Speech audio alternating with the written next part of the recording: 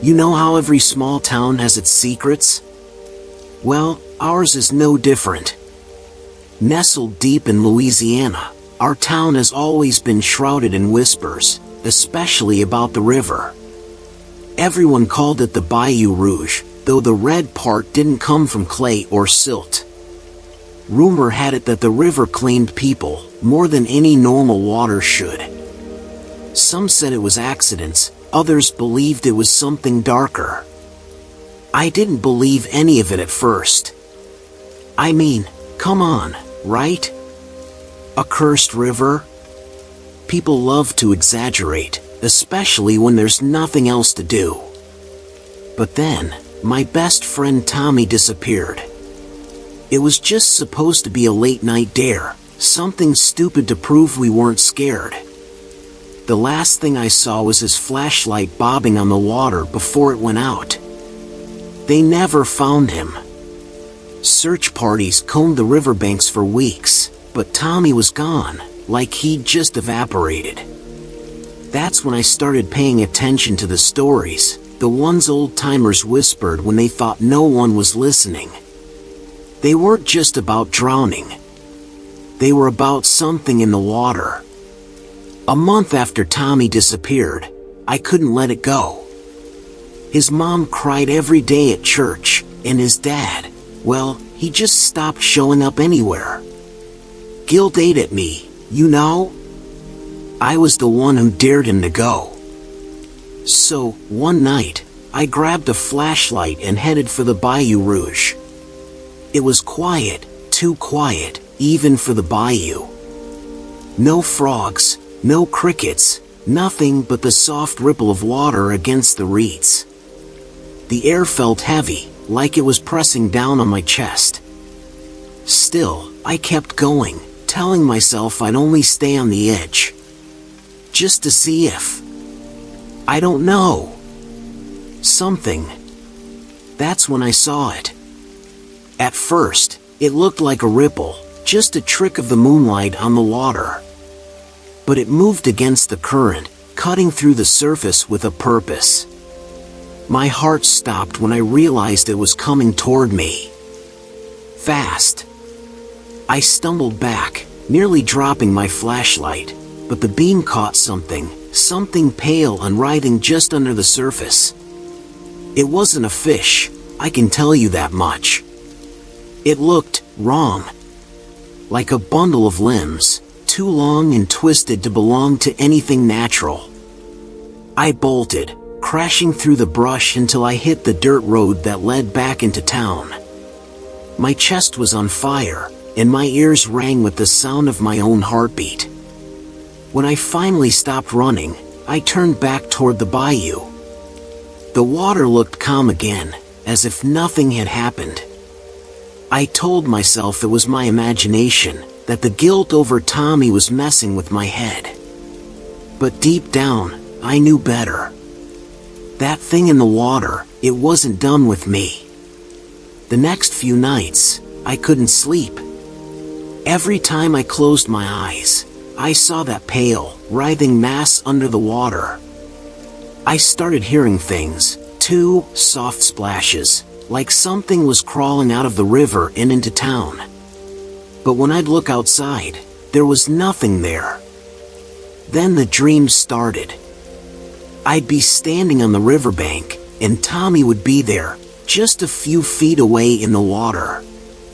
He'd call out to me, his voice low and garbled, like he was speaking underwater. "Come closer," he'd say.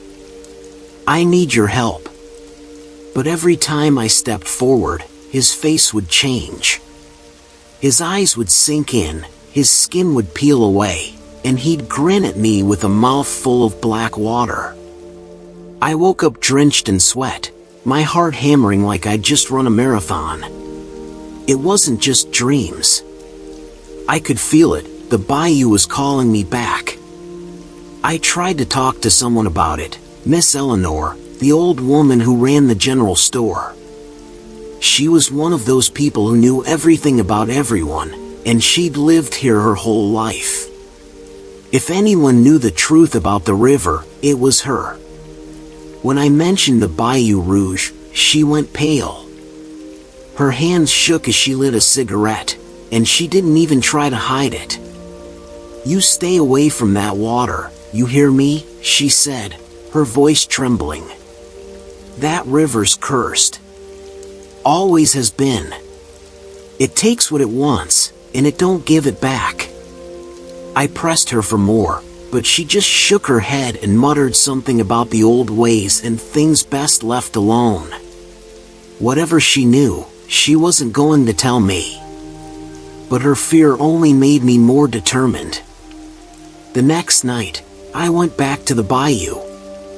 This time, I brought a rope and an old rowboat I found behind my uncle's shed. If there was something in that water, I was going to find it. Or it was going to find me. The river was still as glass when I pushed off from the shore. My flashlight barely pierced the darkness, and every creak of the boat felt deafening. The air smelled of rot, thick and cloying, like something had died nearby. I paddled out to the middle, where the current was strongest. That's when the boat jerked, hard enough to nearly tip me over. I froze, gripping the sides as the water around me began to ripple. Something was underneath me. Something big. The boat rocked violently, and my flashlight slipped from my hand, clattering to the bottom. In the dim light, I saw it, a hand. No, not a hand. It was too long, with too many joints, and its fingers ended in sharp, bony tips. It reached up from the water, clawing at the edge of the boat. I screamed and grabbed the oar, swinging it wildly at the thing. The wood splintered on impact, but it let go, sinking back into the depths. My hands shook so badly I could barely grip the paddle as I rowed back to shore, each stroke feeling like it might be my last. When I finally hit land, I collapsed, gasping for air. My boat was ruined, half submerged in the mud, but I didn't care. I just wanted to get as far away from that river as possible. For weeks, I avoided the bayou.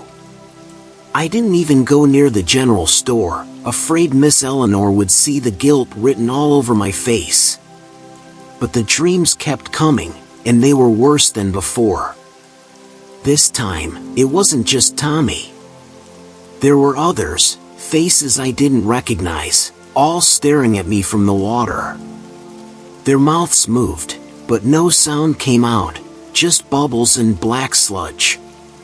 They were trying to tell me something, but I couldn't understand. I woke up one night to find muddy footprints leading from my bedroom window to my bed. They stopped right at the footboard, like someone, or something, had been watching me. I couldn't take it anymore. The river wanted me, and I knew it wouldn't stop until I gave in. So, I went back one last time, armed with nothing but a lantern and a prayer. The water was alive, churning like a storm was brewing, even though the night was perfectly still. As I stepped closer, I heard voices, Tommy's, Miss Eleanor's, even my own, all calling out from the depths. "Join us," they whispered. "It's not so bad." I stood on the edge, my heart pounding like a drum. Then, without thinking, I stepped in. The water was freezing, but it pulled me under like it had been waiting for me all along. I don't know how to explain what happened next. It wasn't drowning, not exactly. The water didn't fill my lungs, it filled my mind, my soul. I saw things, horrible things. Faces twisted in agony, bodies contorted into impossible shapes. They were the river's victims, trapped forever in its grasp. And then I saw Tommy. He was smiling, but his eyes were empty, his skin gray and bloated. He reached for me, and I couldn't pull away. "Now you see," he said, his voice echoing in my head. "You'll never leave. I woke up on the riverbank, soaked and shivering, but alive. Barely. The river let me go, but it didn't let me leave. I can still feel it calling me, every time I close my eyes. And one day, I know I'll go back. You ever been on one of those guided tours, where the guide's more interested in his paycheck than in keeping you alive? That's how ours started. A group of 8 of us, strangers mostly, signed up for this wilderness adventure. The brochures showed sunny trails, smiling hikers, and promises of breathtaking views. What they didn't show was how eerie the place would feel after sunset. The guide, Carl, was your typical outdoorsy type. Big beard, big ego. He talked a lot about local legends as we trekked deeper into the valley. "These rocks have seen more than we ever will," he said, pointing at towering stone formations. "Some say they remember." Everyone laughed it off, but I noticed the way his eyes lingered on the shadows between the stones. By the time we reached our campsite, the sun was dipping below the horizon. Carl told us to stay close and not wander off, which felt unnecessary until the wind picked up. It wasn't cold, but it carried this strange hum, like a low whistle you couldn't quite place. Dinner was awkward, with everyone keeping to their own little cliques. I ended up sitting with this couple from Ohio, Maggie and Brad, and a college kid named Luis. We were chatting about nothing when the first voice called out. It was faint, just loud enough to make us all stop talking. "Hello?" Maggie called back, her voice uncertain. Carl stood up from across the fire, his face serious. "Stay put," he ordered, grabbing a flashlight. Probably just another group camping nearby. But when he shone the light toward the sound, there was nothing. Just rocks and bushes, still as death. Brad tried to joke about it, but his laugh didn't even convince himself. Luis whispered, "Did anyone else hear it say her name?" After that, the mood around the campfire changed. Everyone got quiet, glancing over their shoulders as if the dark was closing in. Carl came back, shaking his head. "Nothing out there," he said, but his voice lacked the confidence it had earlier. Maggie didn't look convinced. "It said my name," she insisted, her face pale. "I swear it did." Luis nodded, his eyes darting around the shadows. "I heard it too. It said, 'Maggie, come here.'" Carl told us to stay calm, but how do you stay calm when something out there knows your name? The wind picked up again, carrying with it that strange hum. Only now, it sounded like whispers. We decided to turn in early, but no one really slept. I shared a tent with Luis, and I could hear him tossing and turning all night. Around midnight, the whispers got louder.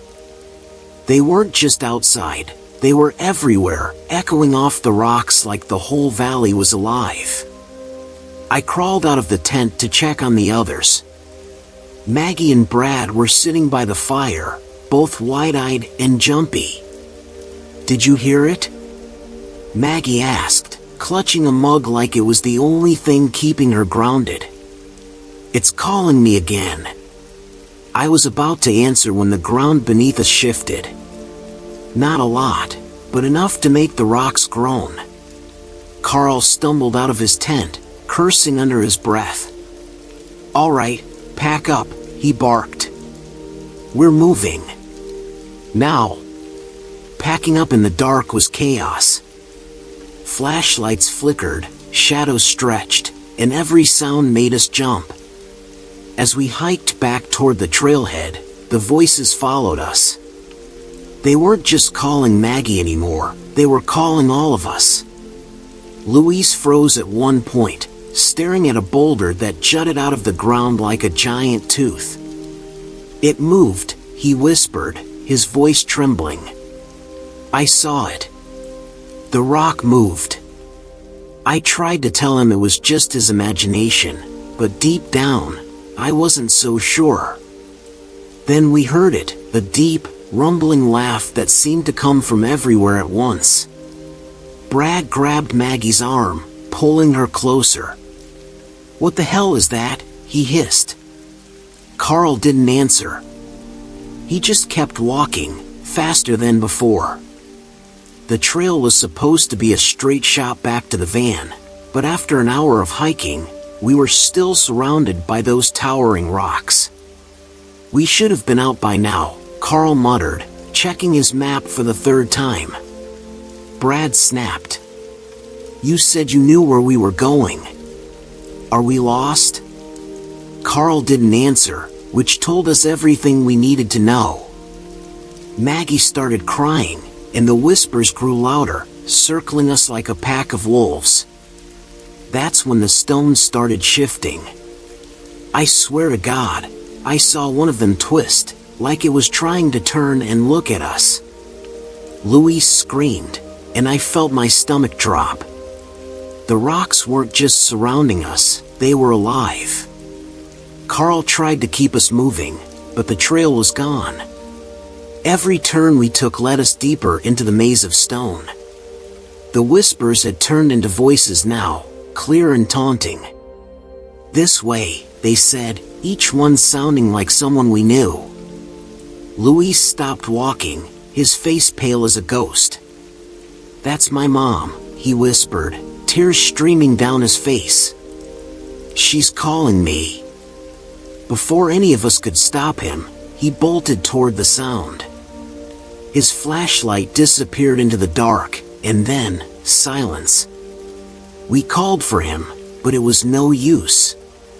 Carl grabbed my arm, his grip tight. We can't go after him, he said, his voice low. It's what they want. I wanted to argue, but deep down, I knew he was right. Maggie refused to move after that. We're going to die here, she sobbed, clutching Brad like a lifeline. Those things, whatever they are, they're playing with us. Brad tried to calm her down, but his own fear was written all over his face.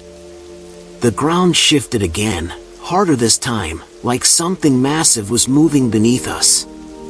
The rocks groaned, their surfaces cracking and splitting as if they were waking up. Carl shouted for us to run, and we did, scattering into the dark. I ended up alone, my flashlight barely cutting through the black. The voices were everywhere now, laughing and calling my name. Come closer, they said, sweet and inviting. But every time I turned toward them, the shadows seemed to swallow the light. I don't know how long I wandered. Minutes? Hours? The rocks seemed to close in around me, their jagged edges forming walls that left no way out.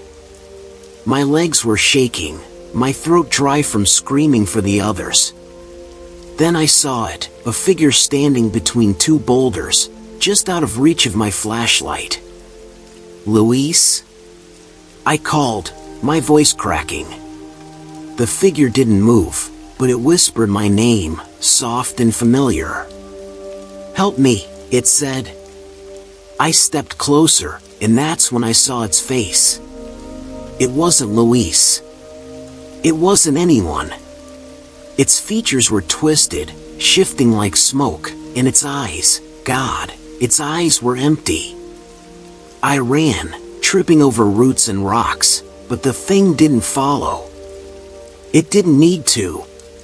When I finally found the others, the sun was just starting to rise.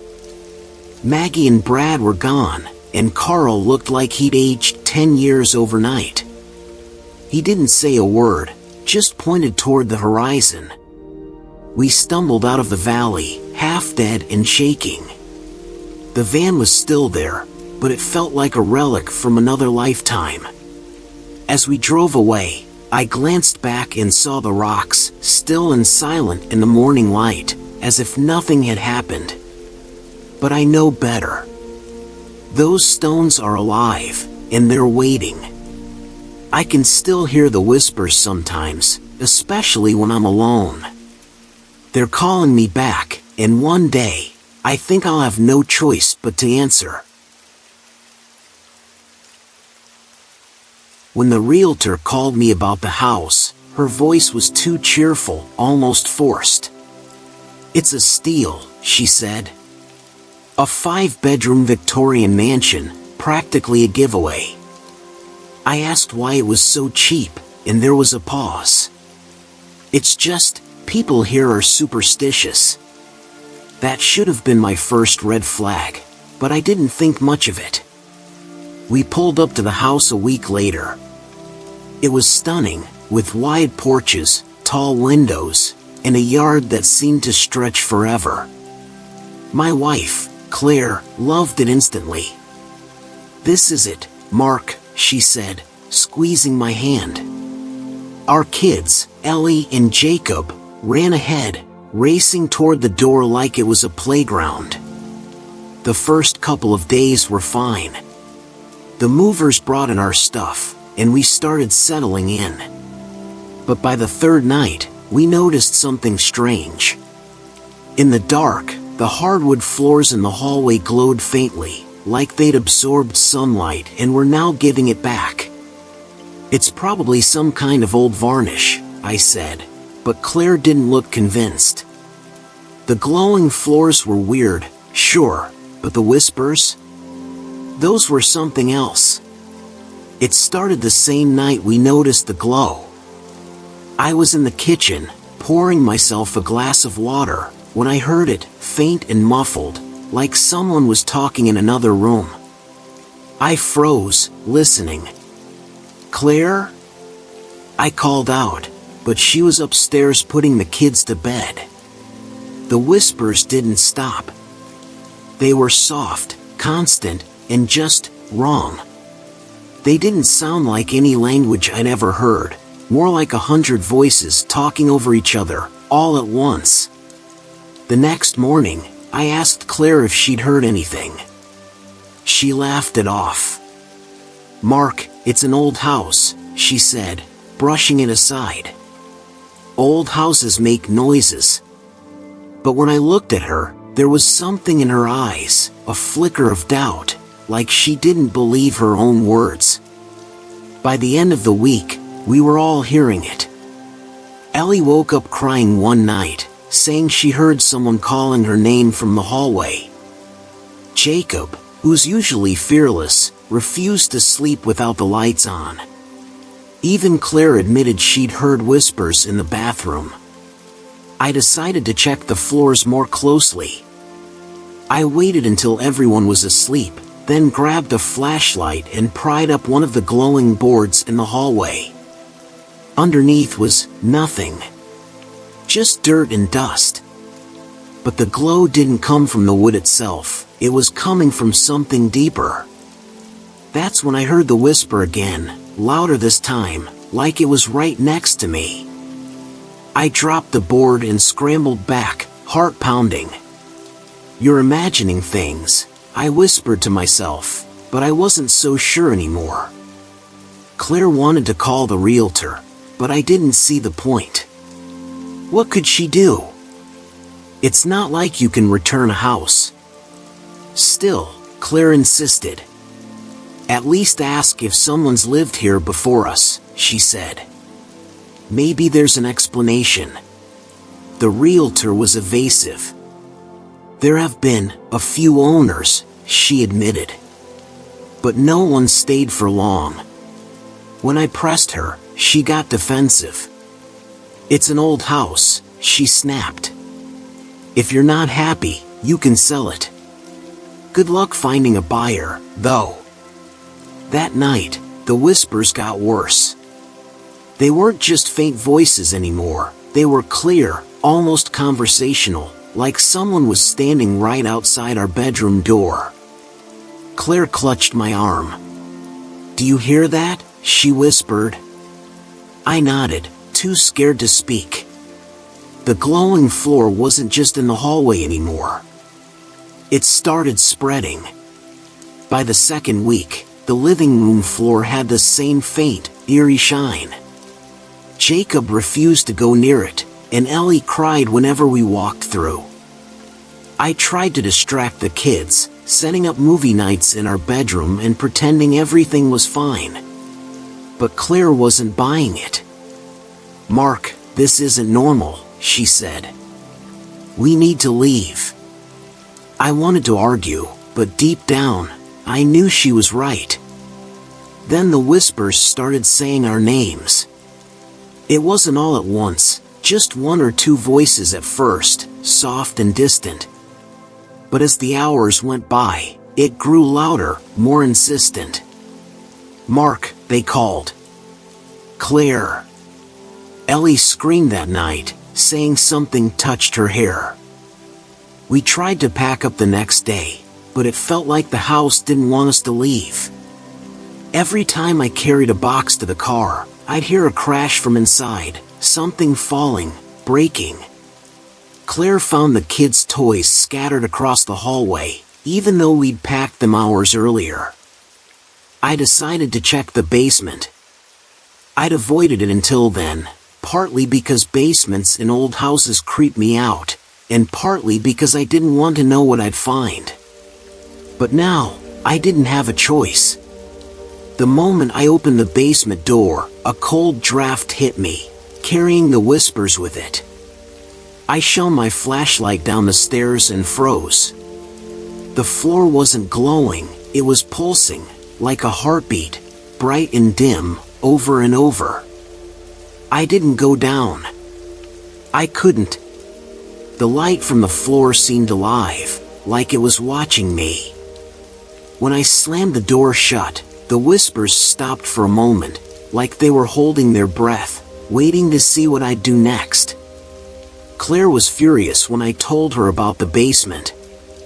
"You should have gone down," she said, pacing the kitchen. "What if there's something down there, something causing all of this?" I shook my head. "I'm not risking it." That night, the house felt heavier, like the air was thick with something unseen. The whispers didn't just come from the floors or walls anymore. They were in every room, every corner, surrounding us. We didn't sleep at all. The next morning, Ellie refused to leave her room. She sat on the floor, staring at the glowing boards, mumbling something under her breath. When I asked what she was doing, she looked up at me with blank eyes. "They're my friends," she said, her voice flat. I grabbed her and carried her out, but she screamed and kicked like I was hurting her. Claire burst into tears, saying, "This house is killing us, Mark. We have to go." I promised we'd leave, but I didn't know how. When night fell, the whispers turned into screams. It wasn't just voices anymore, it was banging, scratching, the sound of something massive moving beneath us. The whole house felt like it was alive, breathing, angry. We tried to leave that night. I threw the kids into the car while Claire grabbed whatever she could carry. But when I turned the key, the engine wouldn't start. The dashboard lights flickered, and the whispers filled the car. Claire screamed, clutching the kids as I tried again and again, but it was no use. We ran back inside, locking the door behind us. The glowing floors were everywhere now, bright enough to light the whole house. Then the front door slammed shut on its own. The whispers grew louder, deafening, until they weren't whispers anymore, they were words, clear and sharp. "You can't leave," they said. "You belong to us now." The next morning, the house was silent. No whispers, no glowing floors, just an eerie calm that felt worse than the chaos. Claire and I didn't talk. We just sat in the kitchen, staring at the walls, waiting for something to happen. Ellie and Jacob wouldn't eat. They sat on the living room floor, their eyes fixed on the boards, mumbling in that strange, flat tone. I tried to pull them away, but they didn't even blink.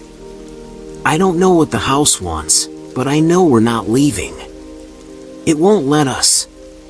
Every time I close my eyes, I see the glowing floors, hear the whispers calling my name. And the worst part? I'm starting to think I don't want to leave. You ever notice how some places just feel wrong? Like they carry a weight you can't explain? That's what Central Park started to feel like last month. I didn't notice it at first, not really. I mean, New York's weird on the best of days. But then people started talking, joggers disappearing during their nightly runs, and always in the same spot. It wasn't just random gossip either. The news picked up the story after 3 people vanished in 1 week. They showed security footage from the area, but it didn't make sense. There was nothing there except this weird, shadowy silhouette moving through the fog. I'm not proud of it, but I laughed when I first saw the footage.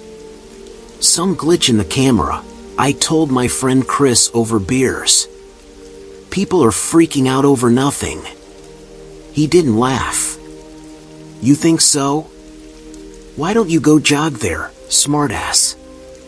That shut me up real quick.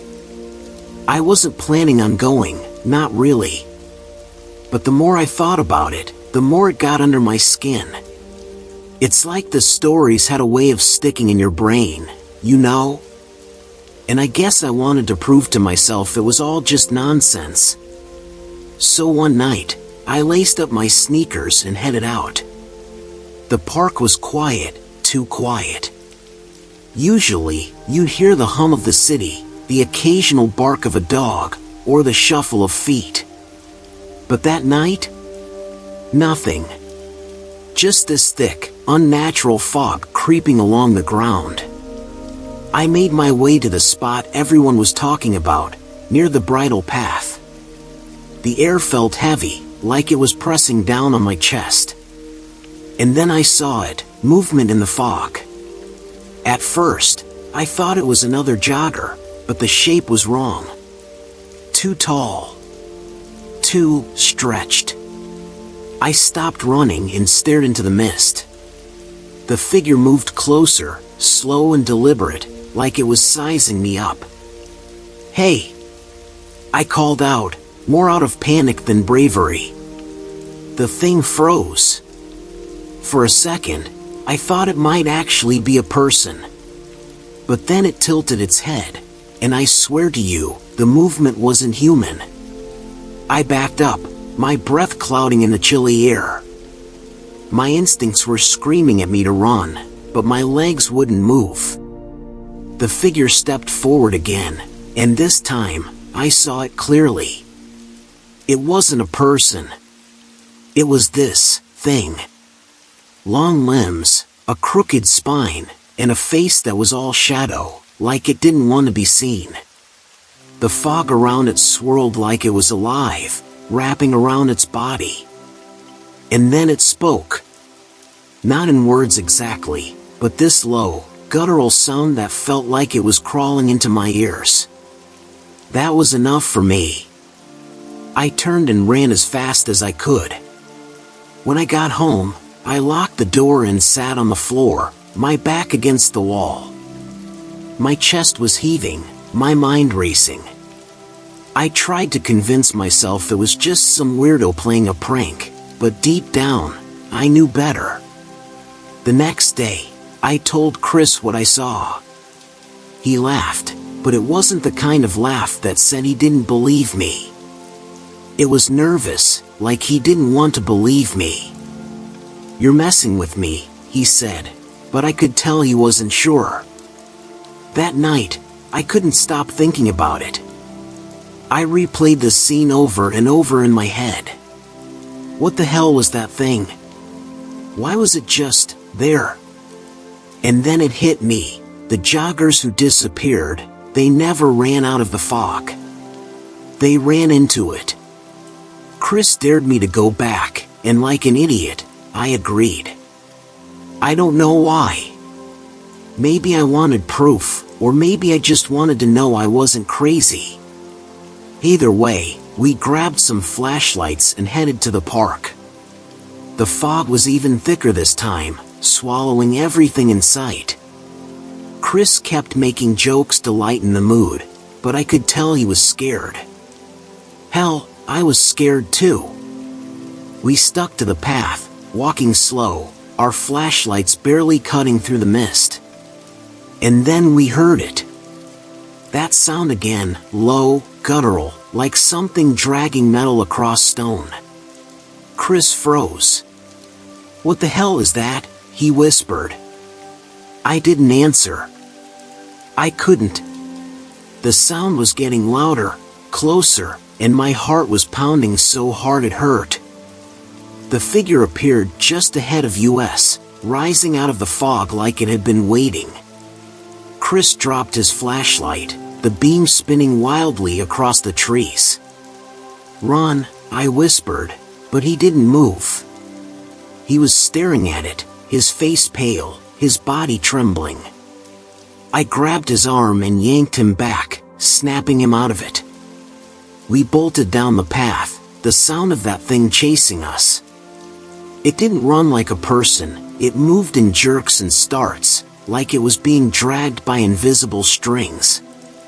When we finally made it out of the fog, we collapsed on the ground, gasping for air. I looked back, expecting it to follow, but it didn't. The fog just stopped. Like an invisible wall was holding it back. Chris looked at me, his face white as a sheet. "What the hell was that?" he whispered. We didn't tell anyone about what happened. Who would believe us? Two grown men, scared out of their minds by some shadow in the fog? But we both knew what we saw. And we both knew we weren't going back. For a while, things were quiet. No more news about missing joggers, no weird sightings in the park. I almost convinced myself it was over. But then, last week, it happened again. A woman disappeared, and the footage showed that same shadowy figure, moving through the mist. Chris called me that night, his voice shaking. "It's back," he said. "We have to do something." I didn't know what to say. What could we do? Call the cops? Tell them there's a monster in Central Park? Yeah, right. Chris couldn't let it go. He started researching, digging into old reports about the park. Turns out, this wasn't the first time people had gone missing there. There were stories going back decades, joggers, hikers, even kids disappearing in the fog. He found an article about a man who claimed to see the same thing we did. The guy described it perfectly, tall, crooked, with a face like a shadow. He said it wasn't a creature, it was something worse. Something ancient. I told Chris to drop it, to leave it alone, but he wouldn't listen. "We have to stop it," he said. "Before it takes someone else." I didn't argue. I just nodded, even though I had no intention of going back. Chris went without me. He left me a voicemail that night, saying he was going to the park with a camera. "If I don't make it back," he said, laughing nervously, "tell everyone I was right." I tried calling him back, but he didn't answer. The next morning, his body was found near the bridle path. The official report said it was a heart attack, but I knew better. They didn't mention the fog or the fact that his camera was missing. They didn't mention the look on his face, frozen in pure terror. I didn't go to the funeral. I couldn't. Instead, I sat in my apartment, staring at the wall, replaying his voicemail over and over. The last thing he said was, "It's watching me." I haven't been to Central Park since. I can't even walk past it without feeling that weight, that wrongness pressing down on me. The fog doesn't come every night, but when it does, I can feel it, even from miles away. Sometimes, late at night, I hear it, the low, guttural sound, like it's calling me back. I know it's not over.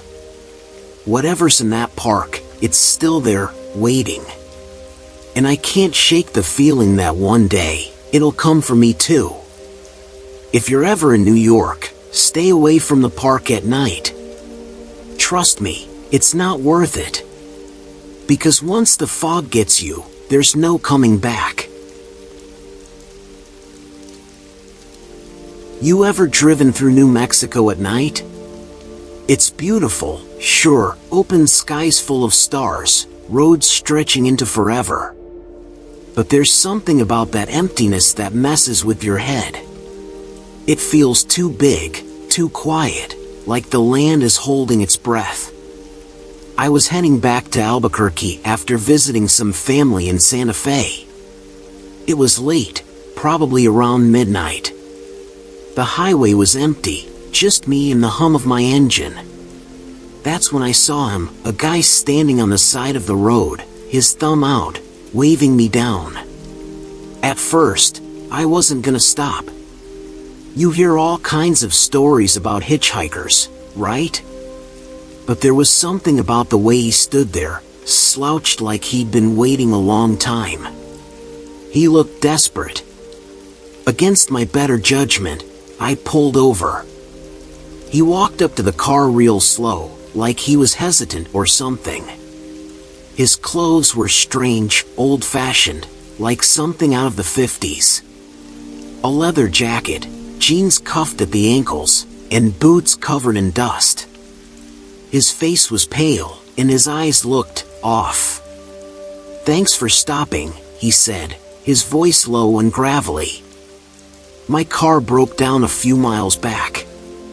He gestured down the highway, but when I glanced in my rearview mirror, I didn't see anything. No car, no hazards, just an empty road. Still, I didn't want to be that guy who leaves someone stranded. "Where you headed?" I asked. He gave me a weird smile. "Just a little further up the road." Something about the way he said it made my skin crawl, but I nodded and unlocked the door.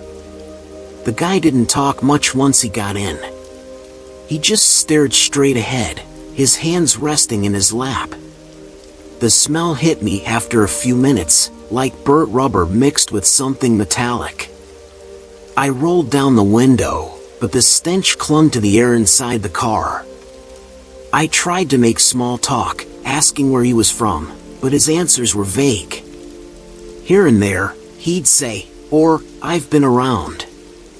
His voice had this strange echo to it, like it wasn't really coming from him. Then he asked me, "You ever hear about the fire out here?" I shook my head, glancing at him. He smiled again, but it wasn't a friendly smile. "Big accident, years ago. A car went up in flames, right on this stretch of road. They never found the driver." My hands tightened on the wheel. Something about the way he said it made the hair on my arms stand up. I laughed nervously, trying to shake it off. "Guess you hear all kinds of stories out here, huh?" He didn't answer. Instead, he leaned forward, pointing at something ahead. "Pull over," he said. His voice was sharp now, urgent. I followed his finger and saw what looked like an old wreck on the side of the road, charred metal twisted into a skeleton of a car. I don't know why, but I pulled over. The second we stopped, he was out of the car, walking toward the wreck. I sat there for a second, debating whether to follow him. Finally, curiosity got the better of me, and I got out. The air felt different outside, heavier, like it was charged with static. The smell of burning rubber was stronger now, almost overpowering. The guy was standing next to the wreck, staring at it like he recognized it. "This is where it happened," he said without looking at me. The fire started so fast. There wasn't time to get out. I frowned, stepping closer. "What are you talking about?" He finally turned to face me, and that's when I noticed something was wrong with his eyes. They weren't human. They looked like glowing embers, flickering faintly in the darkness. My stomach dropped, and I took a step back. "I shouldn't have stopped," I muttered, more to myself than to him. He just smiled, a cold, hollow grin. Before I could move, he grabbed my arm. His touch was ice cold, like sticking your hand in a freezer. "You should have kept driving," he said, his voice a low rumble that seemed to vibrate in my bones. I yanked my arm free and stumbled back toward the car. He didn't follow, just stood there watching me, his eyes burning brighter now.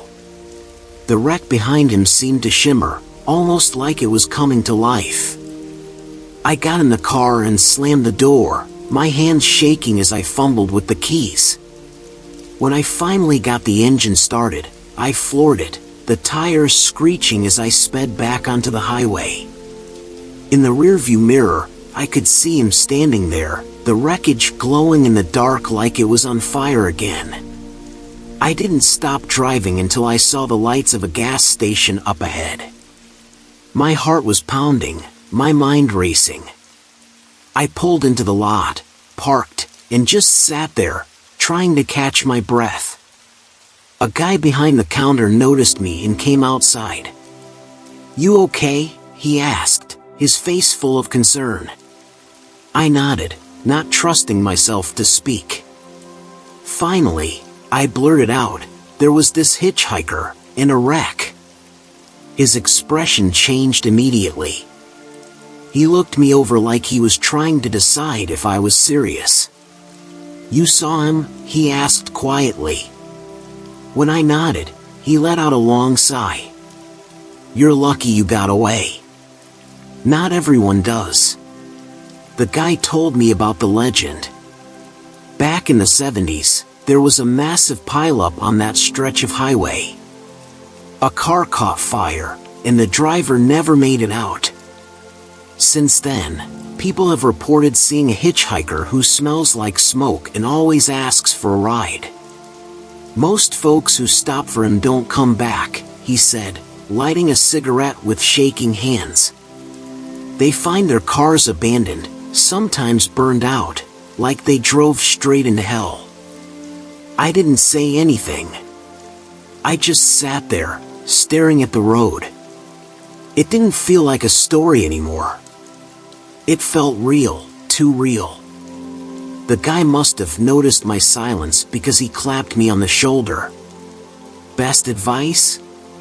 Don't drive that highway at night again." I took his advice. For weeks, I avoided that stretch of road, even if it meant taking a longer route. But the thing is, I couldn't stop thinking about it. His face, his voice, the way he disappeared into the night, it haunted me. Then one night, I was driving home late and didn't realize where I was until it was too late. The same highway, the same stretch of empty road. My stomach knotted up as I gripped the wheel, scanning the sides of the road for any sign of him. And then I saw it, another car pulled over, hazard lights flashing. A man stood next to it, waving his arms frantically. My heart stopped. It wasn't him, but something told me not to stop. I hit the gas and sped past, the smell of burning rubber filling my car as I did. When I got home that night, I found something on my passenger seat, a single, charred boot. I don't know how it got there, and I don't want to know.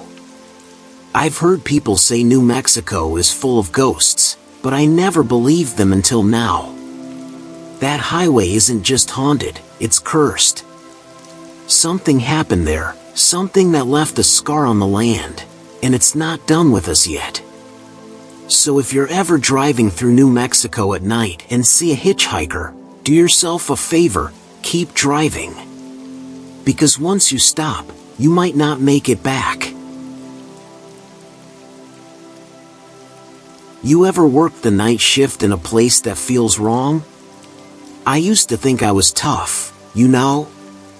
A security gig at a museum inside Alcatraz? Easy money. But man, let me tell you, there's something about that island that gets under your skin. It started my second week on the job. The museum is in the old prison blocks, where they keep artifacts and tell stories about the inmates. During the day, it's all tourists and guides, but at night, it's dead quiet, no pun intended. My job was simple: walk the blocks, check the cameras, lock up. But that night, I noticed something weird. Cell Block D, the old solitary confinement area, was supposed to be sealed off. The doors to those cells had been welded shut years ago, museum policy. But as I passed through, one of the doors was wide open. Cell 13. At first, I thought maybe I was mistaken. Maybe someone had opened it during a tour and forgot to close it. But when I checked the records, it didn't add up.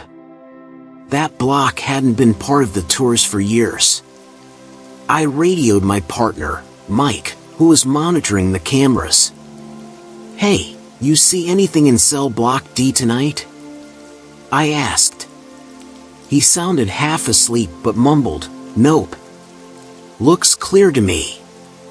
Still, I felt this unease settling in my chest, like I was being watched.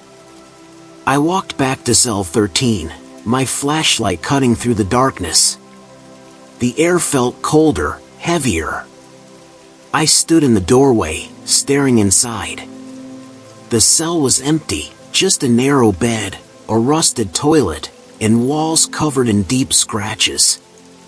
But something about it didn't feel empty. That night, I couldn't shake the feeling that I'd missed something. The next evening, I made it my mission to check Cell 13 first. This time, the door was closed, just like it should have been. I figured I must have imagined it. But then it happened again. 2 nights later, as I walked my rounds, the door to Cell 13 was wide open. The same cold air hit me as I approached. I checked the lock, it wasn't broken, and there was no sign anyone had tampered with it. I called Mike again. "You're sure nobody's been in Block D?" He sighed, annoyed. "Man, I told you, no one goes down there. What's your deal with that cell?" I didn't answer. How could I explain that the room felt alive, like it was waiting for something, or someone? I decided to dig into the history of Cell 13. During my next shift, I snuck into the archive room and pulled the old inmate files. Most of the cells in Block D housed the worst of the worst: killers, escape artists, you name it. But Cell 13? It had a reputation. They called it the hole back then, a place where they put prisoners to break their spirits. One file mentioned a guy named Robert Bobby Latchkey. He was a real piece of work, murdered his cellmate, then turned on a guard. They locked him in 13 for months, no light, no sound. The weird part? The records said he vanished. One day, when the guards opened the cell, he was just gone. No body, no trace. They figured he somehow escaped, but there was no evidence he'd ever left the island. After learning about Bobby, I couldn't stay away from that cell. Every night, it was the same thing. The door would be closed during my first round, open during the second. And the cold inside was getting worse, like the air itself was frozen. One night, I decided to stay in Block D for my whole shift, just to see what would happen. I brought a thermos of coffee and sat in the hallway, watching the cell. Hours passed. Nothing happened. Around 3 a.m., I started to think I was losing it. And then, I heard it, a faint scratching sound coming from inside the cell. It wasn't loud, more like nails dragging slowly across metal. My flashlight trembled in my hand as I shined it through the bars. There was nothing there. The sound stopped, but I couldn't bring myself to move. My legs felt like lead, my heart pounding in my chest. Then I noticed something on the wall, right by the bed, new scratches. They hadn't been there before. The scratches spelled out one word, help. I backed away, nearly dropping my flashlight. My first thought was that someone was playing a sick joke, maybe Mike, maybe one of the staff. But how? The cameras would have caught anyone entering that block, and Mike swore he didn't see anything unusual. That morning, I told my supervisor.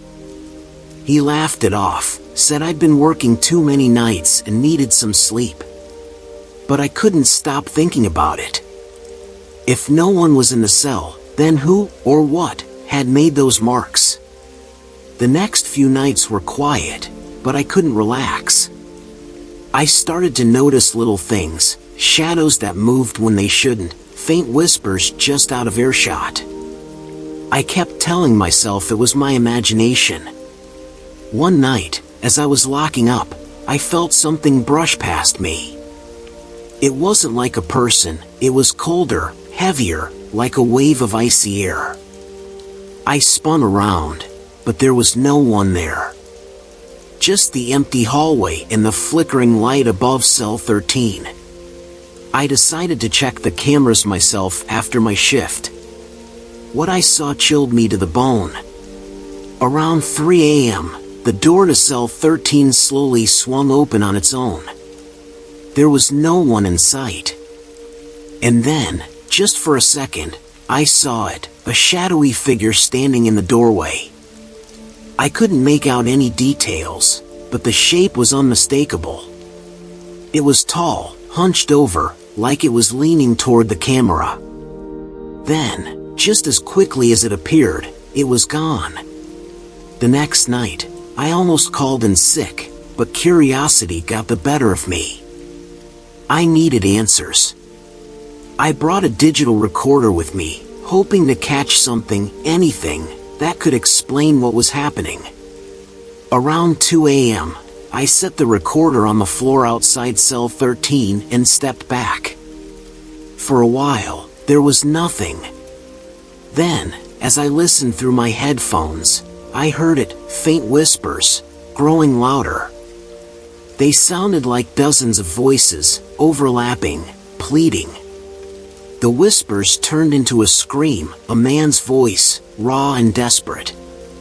"Let me out," it shouted, echoing in my ears. I ripped the headphones off and stared at the cell, my hands trembling. The door was open again, swinging slightly, like it was inviting me in. I don't know what came over me, but I stepped inside. The air was freezing, the walls damp to the touch. I felt like I was being watched from all sides, like something was circling me, waiting. Then the door slammed shut behind me. I spun around, banging on it, shouting for help. The whispers were back, louder now, surrounding me. And then I saw it, Bobby's face, pale and twisted, staring at me from the shadows. I don't remember how I got out. The next thing I knew, I was outside the cell, gasping for air. Mike found me sitting on the floor, my face white as a sheet. He said I looked like I'd seen a ghost.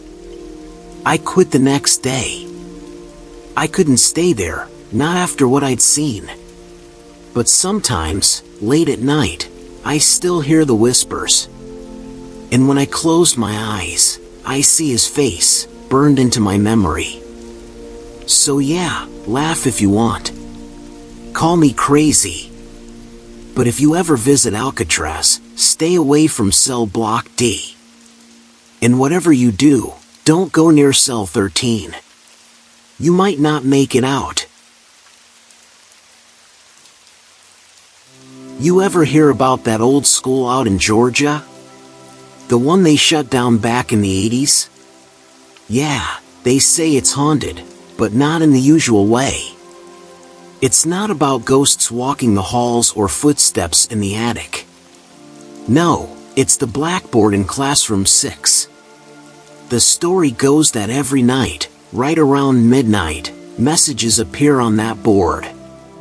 Creepy stuff, like warnings or riddles, and no one knows who or what is writing them. The locals say the school's cursed, but most just laugh it off. I didn't. Not after what happened to me and my friends. See, we were dumb teenagers, always looking for a thrill. One night, we decided to sneak in and see the blackboard for ourselves. It sounded like a good idea at the time, you know? A little scare, some laughs, then back home. But that place? It changes you. We got there just before midnight. The building was falling apart, broken windows, peeling paint, and that smell of damp wood and decay. The door to the main hall creaked so loud we thought for sure someone would hear us. But the town had forgotten this place, just like we probably should have. Classroom 6 was at the end of the hall. It felt like every step we took, the air got colder, heavier. By the time we reached the door, we were all shaking, and not just from the cold. The room was pitch black except for the faint moonlight coming through a shattered window. And there it was, the blackboard. Just an ordinary chalkboard, covered in years of dust and scratches. For a second, I thought we'd wasted our time. But then my friend Sarah whispered, "Look." And there it was, writing appearing on the board, one letter at a time.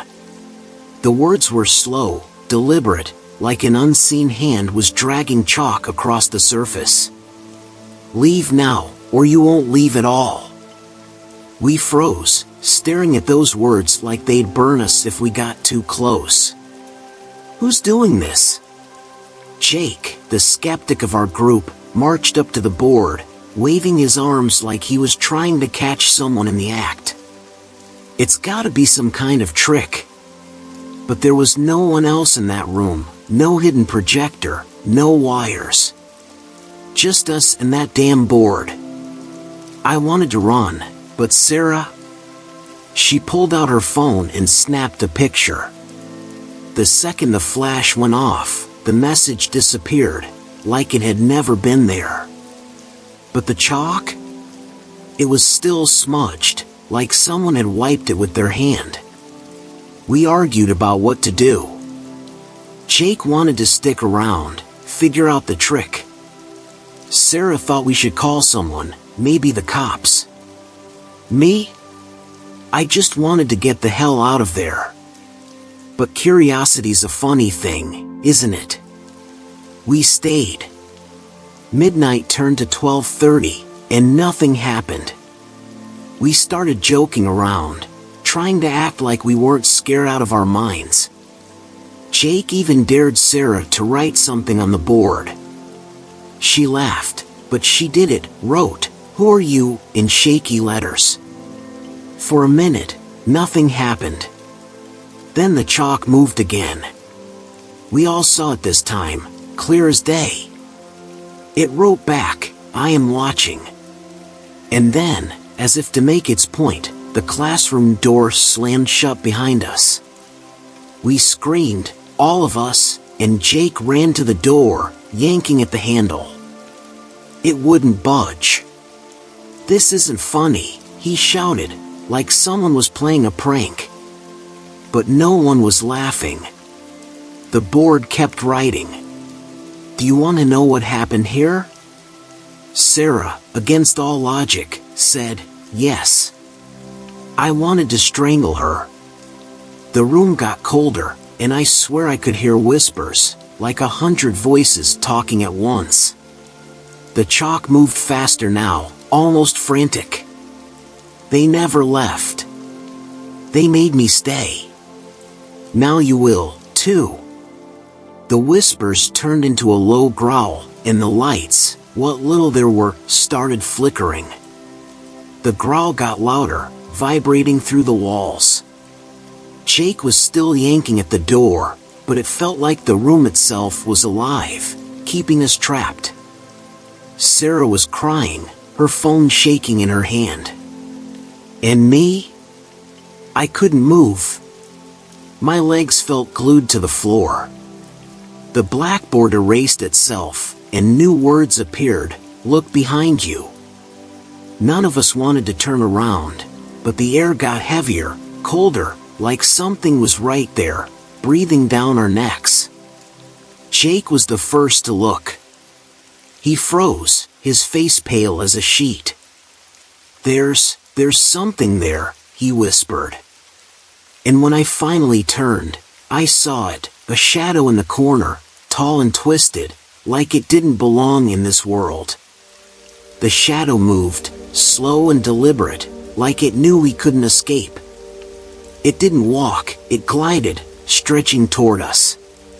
Jake grabbed a chair and threw it, but the thing just passed through like smoke. The blackboard wrote again, the chalk screeching across the surface, "You can't leave." Sarah was sobbing, begging, "Please, let us go." But the room felt like a tomb, closing in tighter and tighter. Then, out of nowhere, the door burst open. It wasn't Jake or me, it just opened on its own, like whatever was in there had gotten bored of us.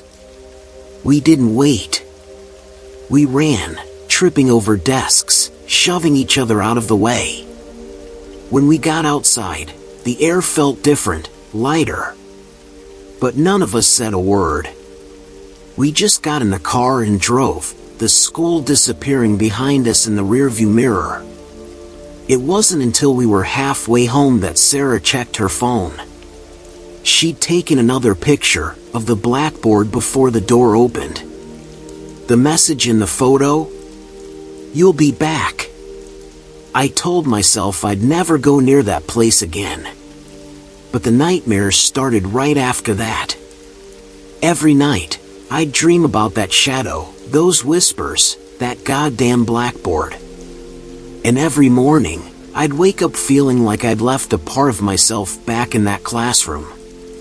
A week later, Sarah disappeared.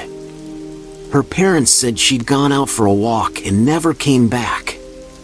The cops found her phone near the school, but no sign of her. Jake swore he'd seen her in his dreams, standing in front of the blackboard, staring at the words, "She's mine now." We tried to move on, but the guilt ate at us. Jake started drinking, trying to drown out the whispers he said he could still hear. Me? I couldn't sleep. Every time I closed my eyes, I saw that shadow, felt it watching me. And then, last night, I got a text. No name, no number, just one word, "Come." I knew where it wanted me to go.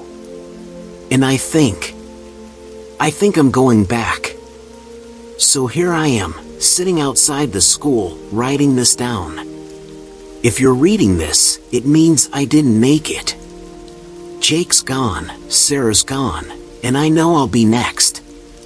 But I have to try, you know? I can't keep running from it, whatever it is. Maybe I'll find Sarah, or maybe I'll end up just like her. But if I don't go, the nightmares won't stop. The whispers won't stop. If you ever hear about that school, do me a favor. Stay away. And if you ever see a blackboard writing on its own, don't read the message. Don't even look. Just run.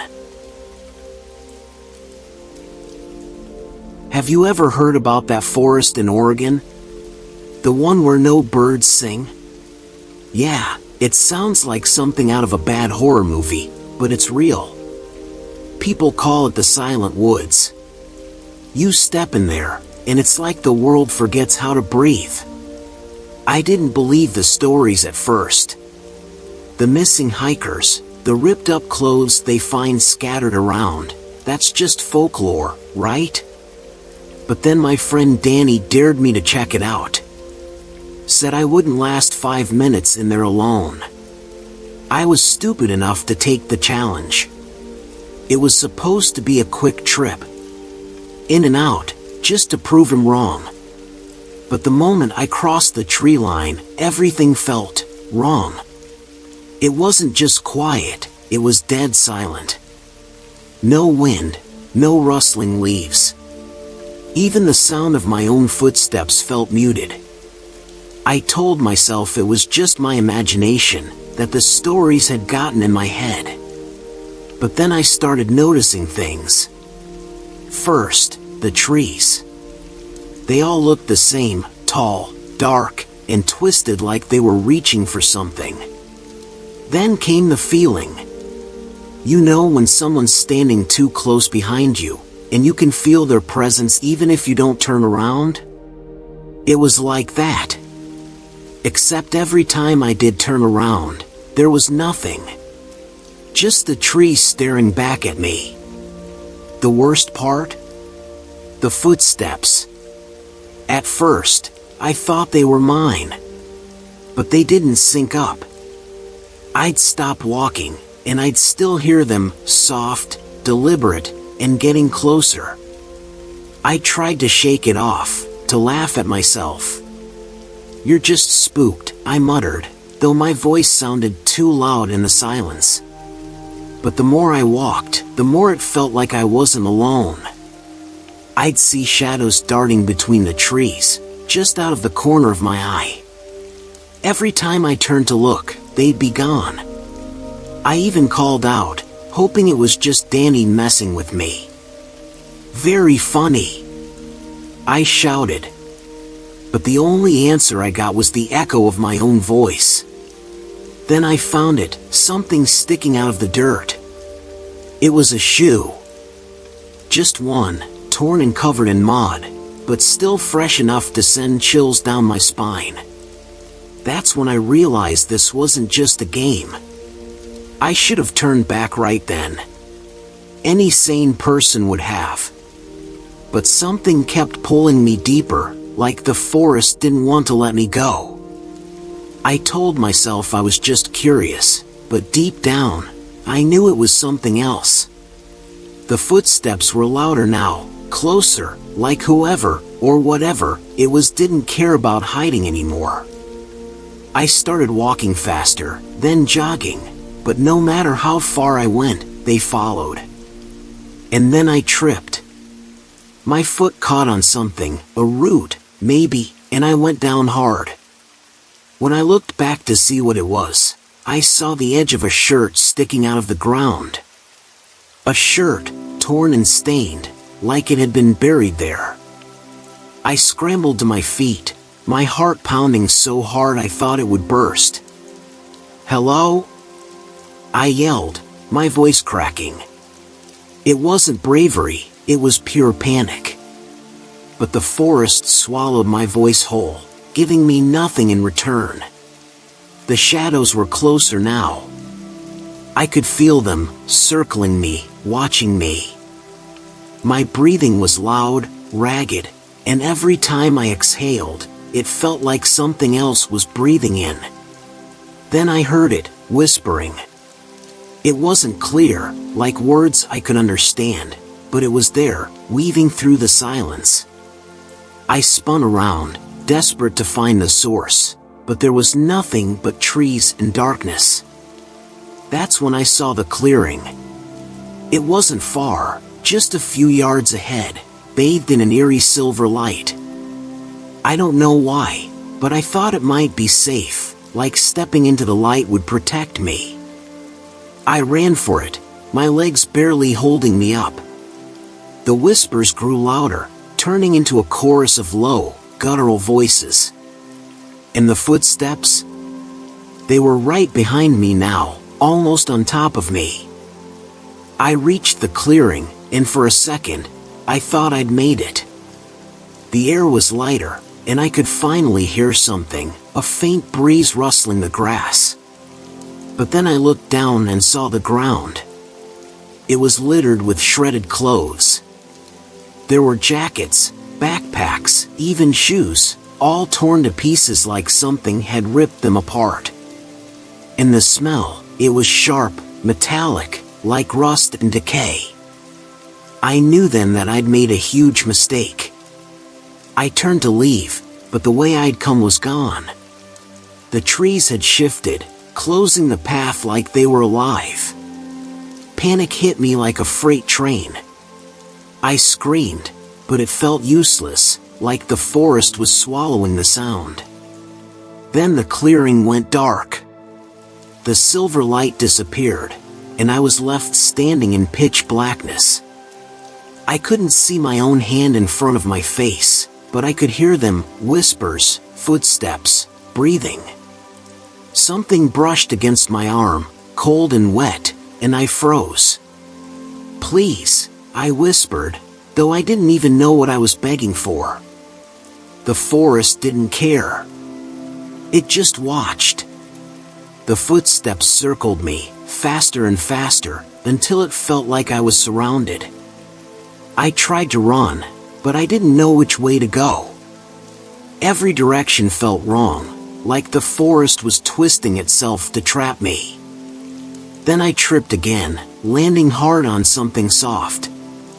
When I reached out to steady myself, my hand closed around fabric. I didn't want to look, but I couldn't help it. It was a jacket, torn and blood-stained, with a name tag stitched into the collar, Danny. I lost it. I screamed Danny's name over and over, but the only response was laughter, low, guttural, and inhuman. It echoed around me, bouncing off the trees like the forest itself was mocking me. I tried to run again, but my legs wouldn't cooperate. I was crawling now, clawing at the dirt, desperate to get away. That's when I saw it, a figure standing just beyond the tree line, tall and still, like a shadow come to life. It didn't move, didn't make a sound, but I knew it was watching me. And then it took a step forward, and another, until it was close enough for me to see its face. Except, it didn't have one. I don't remember how I got out. 1 second, I was staring at that thing, frozen in place, and the next, I was stumbling out of the forest, covered in dirt and scratches. The cops didn't believe me when I told them what happened. They searched the woods, found some of Danny's clothes, but nothing else. They said he probably got lost, maybe attacked by an animal. But I know better. I haven't been back since, but the nightmares haven't stopped. Sometimes, when it's too quiet, I swear I can still hear the footsteps, getting closer. And every time I close my eyes, I see that figure, waiting for me in the silent woods. It was supposed to be just a pit stop, you know? A quick break on the long drive through Utah. I was heading back to California after a camping trip and decided to stay the night at this motel just off the highway. The place looked like any other no-name motel you'd find on the side of the road, nothing special. But when I checked in, the woman at the desk gave me this weird look, almost like she was studying me. She didn't say much, just handed me the key, a thin metal one with a small tag, and pointed me toward my room. I tried to brush it off, but something about her stare left me uneasy. I went to my room, unpacked my things, and immediately noticed something odd. There was a small bathroom attached, and when I went in to wash up, I saw the mirror.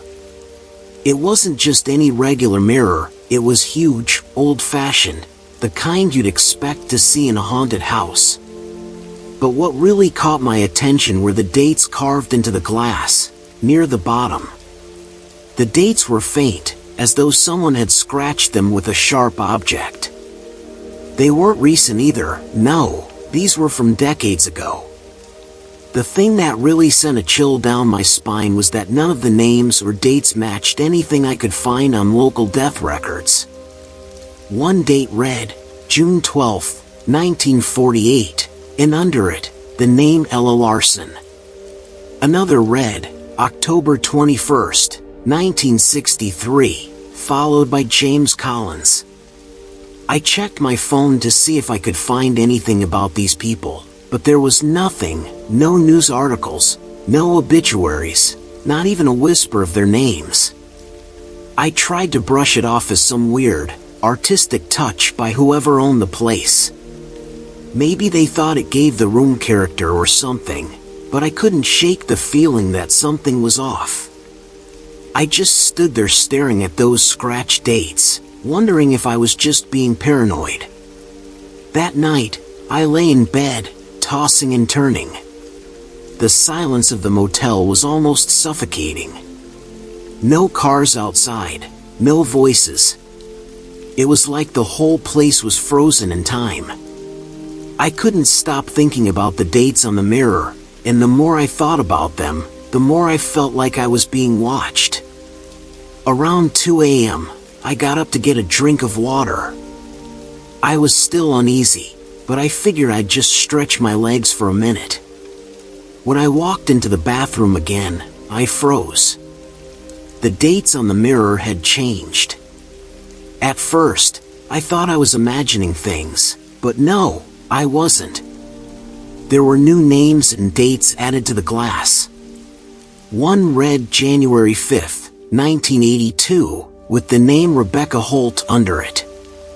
Another said September 13th, 1997, with Michael Daniels. Again, I couldn't find any information about these people either. I couldn't breathe. I didn't know what to think, but the feeling of being watched was stronger now. I ran my hand over the mirror, hoping maybe the dates were just part of some weird, hidden design I hadn't noticed earlier.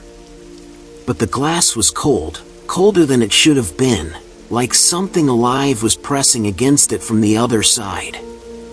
I grabbed my phone, planning to check out and leave, but my hands were shaking too much to even dial the front desk.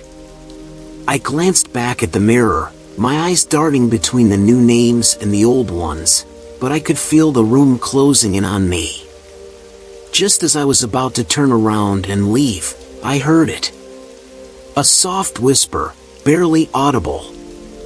"Help me." I whipped around, expecting to see someone standing behind me, but there was nothing. I don't know what I expected to happen, but what followed was worse. I couldn't leave the bathroom. Every time I tried to step away from the mirror, my feet felt rooted to the floor. I could hear something behind me, scratching, like nails on glass, but when I turned, nothing was there. I had to get out of there. I forced myself to step back, but just as I reached for the door, I saw something else. In the reflection, there was a shadow standing behind me, but when I turned, no one was there. I bolted for the door and slammed it behind me, my heart racing. I was out of breath, but the fear wasn't over. It felt like the entire room, the entire motel, was alive, pressing against me. I felt like I couldn't escape whatever was haunting that mirror. I rushed to the front desk, hoping maybe the woman could explain the strange occurrence, but when I got there, she wasn't behind the counter. The lights in the lobby were flickering, casting strange shadows across the walls. I walked around, calling out, but the place was silent. Then, from the corner of my eye, I saw it. A figure standing by the window, peering out into the night. I called out to them, but when they turned, I froze. It was her, the woman from the front desk. But she was different now. Her face was pale, almost ghostly, and her eyes, they were wide open, unblinking, like she was stuck in some kind of trance. I backed away slowly, my heart pounding in my chest. I tried to run, but my legs felt heavy, like they didn't want to carry me anymore. I made it to the parking lot, but as I reached my car, I glanced back at the motel, and that's when I saw it. The mirror in my room, reflecting the parking lot and everything around it, but it was different. The dates in the mirror had changed again. And this time, there was a new name etched into the glass. John Merrick, July 18th, 2003. I didn't know who John Merrick was, but I knew one thing, he was still there. I could feel it. The thing in the motel, the thing tied to that mirror, wasn't going to let me leave. I couldn't stay. I jumped in my car and drove away as fast as I could, my hands gripping the wheel like it was my lifeline. The whole time, I kept looking in my rearview mirror, expecting to see that damn motel fading behind me. But it wasn't. It wasn't fading at all. Every time I looked back, I could still see the lights flickering in the distance, like the motel was following me. No matter how fast I drove, no matter how far I went, it felt like that place was always just behind me, just out of sight. By the time I hit the next town, I was shaking. I pulled into a gas station and checked my phone again, hoping to find some explanation. But when I looked up, the gas station clerk was staring at me, his eyes wide with recognition. "Are you okay?" he asked. "You look like you've seen a ghost." I didn't want to tell him what had happened. I didn't even want to speak about it. But then he did something that made my blood run cold. He pointed at my shirt. There, written in faint ink on the collar, was the same name I'd seen on the mirror, John Merrick, July 18th, 2003. I spun around, expecting to see someone behind me, but the gas station was empty. The clerk was gone, and the place was as quiet as the dead of night. I've tried to forget about that night. I've tried to ignore the whispers that follow me in the dark, the feeling of being watched. But every time I close my eyes, I see it, the motel, the mirror, the dates carved into the glass. And every night, I wonder, how many more names are out there? How many more people have walked through that place and never left? The woman at the front desk, the clerk, even the dates, it's all connected, but I don't know how. All I know is, I won't ever drive through Utah again. If you're ever in the area, though, and you see a motel that looks like it's been forgotten by time, just keep driving. Don't stop. Because once you do, you'll never leave. It was the kind of place that most people avoid, especially after dark. The old forge sat at the edge of town, surrounded by nothing but trees and the faint smell of burnt metal. The kind of place where you'd hear whispers if you passed by. Some said it was cursed. Others said it was something far worse. Me? I didn't believe in curses. But that was before I heard the hammering. I first found out about Old Man Jebediah when I moved into the area. The stories were always the same. Jebediah, the blacksmith, a man with strange ways, who made a deal with the devil himself. They said he had a forge so hot, it could melt anything. That he could make weapons and armor that were impossible to destroy. And when he died mysteriously, just like that, in the dead of night, people thought the deal had come due. But the thing that really chilled me was when I saw the forge, still burning bright on the horizon, even though it had been years since Jebediah's death. The flames, steady and glowing, never seemed to go out. One night, I decided to see for myself what was really going on at that forge. The town was dead silent as I made my way out there, the night air thick with tension. As I got closer, the hammering started. It was faint at first, just a dull thud, thud, thud. But the sound grew louder, as if a man, or something, was hammering metal on an anvil deep inside the forge. I don't know what I expected, but I wasn't ready for the reality of it. The closer I got, the louder the hammering became. It echoed off the trees, reverberating in the stillness of the night. I could feel my heart race in my chest. Was it just the wind? Some animal? But no, the sound was too rhythmic, too purposeful. And then, I saw it, the forge itself, its red-hot embers glowing through the cracks of the crumbling stone walls. It was as if the place had come alive, burning with a hunger that couldn't be satisfied. I stopped, standing at the edge of the clearing. I could feel something in the air. Something wrong. I almost turned around. The chill creeping up my spine told me to get the hell out of there.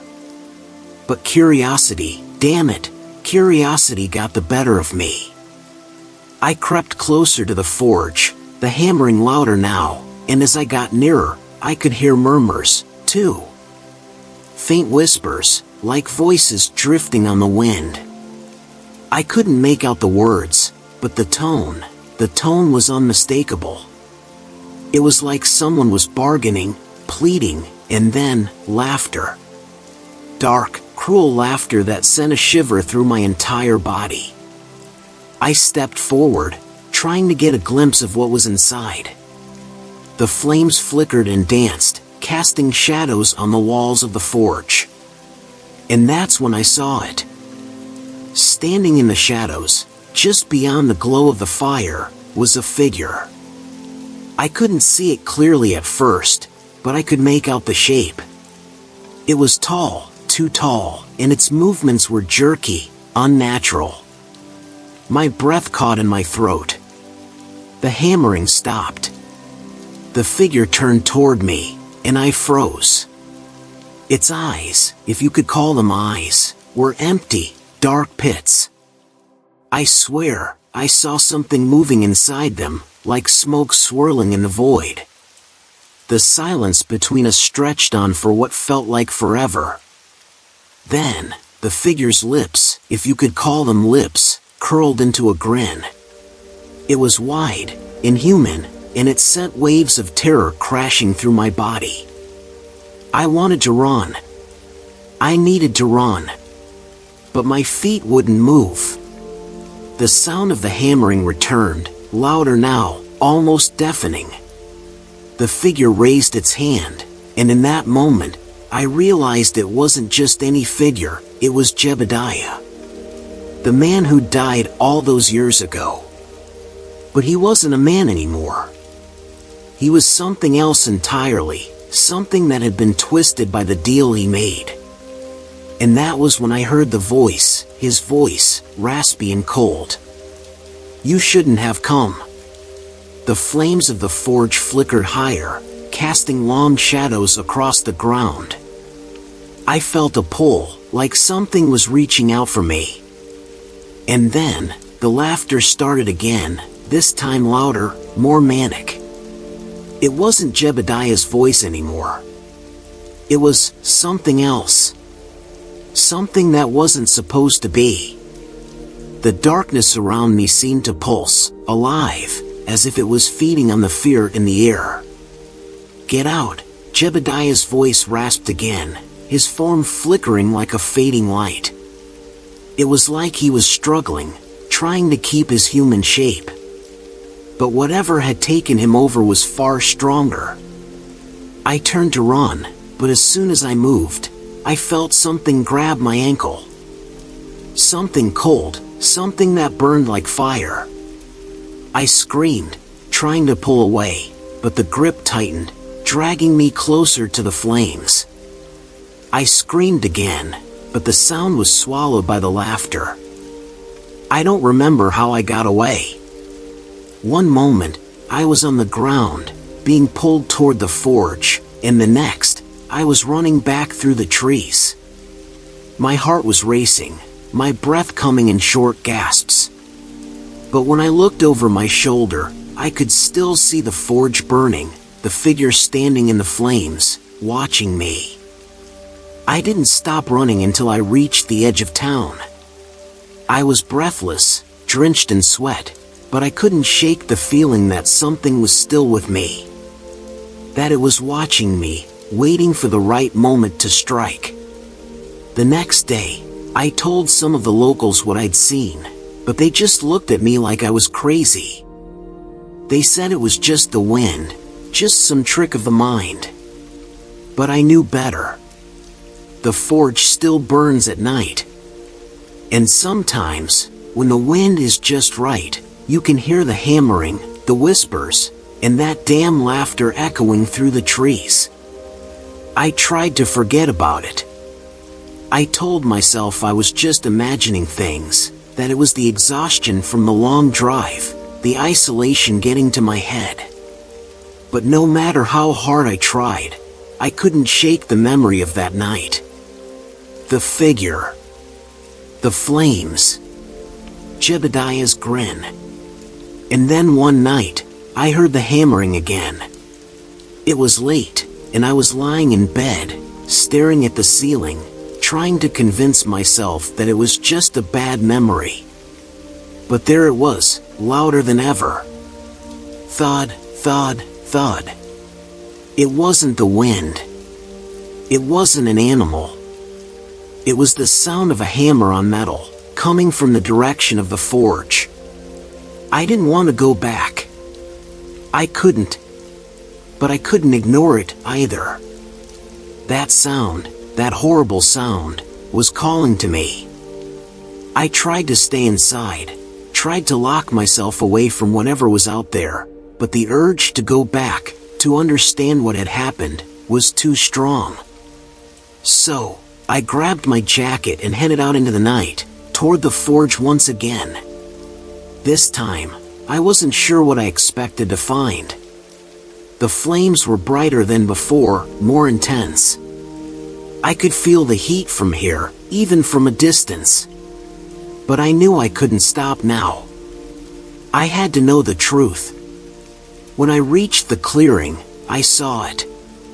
Jebediah's form standing in the firelight, his arms raised as if forging something. But there was no anvil, no metal. It was as if he was forging the very air itself. As I stepped closer, I felt it. A coldness that wasn't of this world. It crept up my spine, and suddenly, I realized I wasn't alone. The shadows seemed to move, slithering in the corners of my vision. The whispers grew louder, and then, in a voice that sounded like 1,000 voices mixed into one, I heard it. Join us. The ground beneath me trembled, and I turned to run.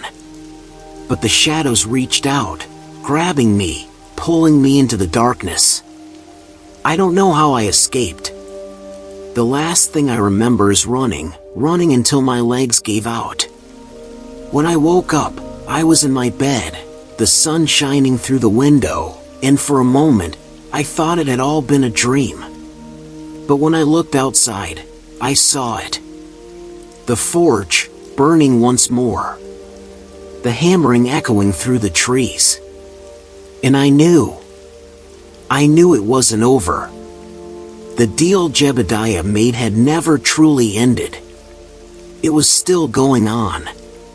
And I was part of it now. The forge still burns. And every night, I hear the hammering. And I know, it's calling for me again. It started small. At first, no one really noticed, or at least, no one wanted to talk about it. I remember walking out to the barn one evening, the sun hanging low in the sky, casting everything in that orange, peaceful glow. But as soon as I opened the door to the barn, something felt off. The cows were restless, pacing in circles. The pigs were snorting like they were being chased. And the chickens? They were downright frantic. I didn't think much of it at the time. Animals can act weird sometimes, right?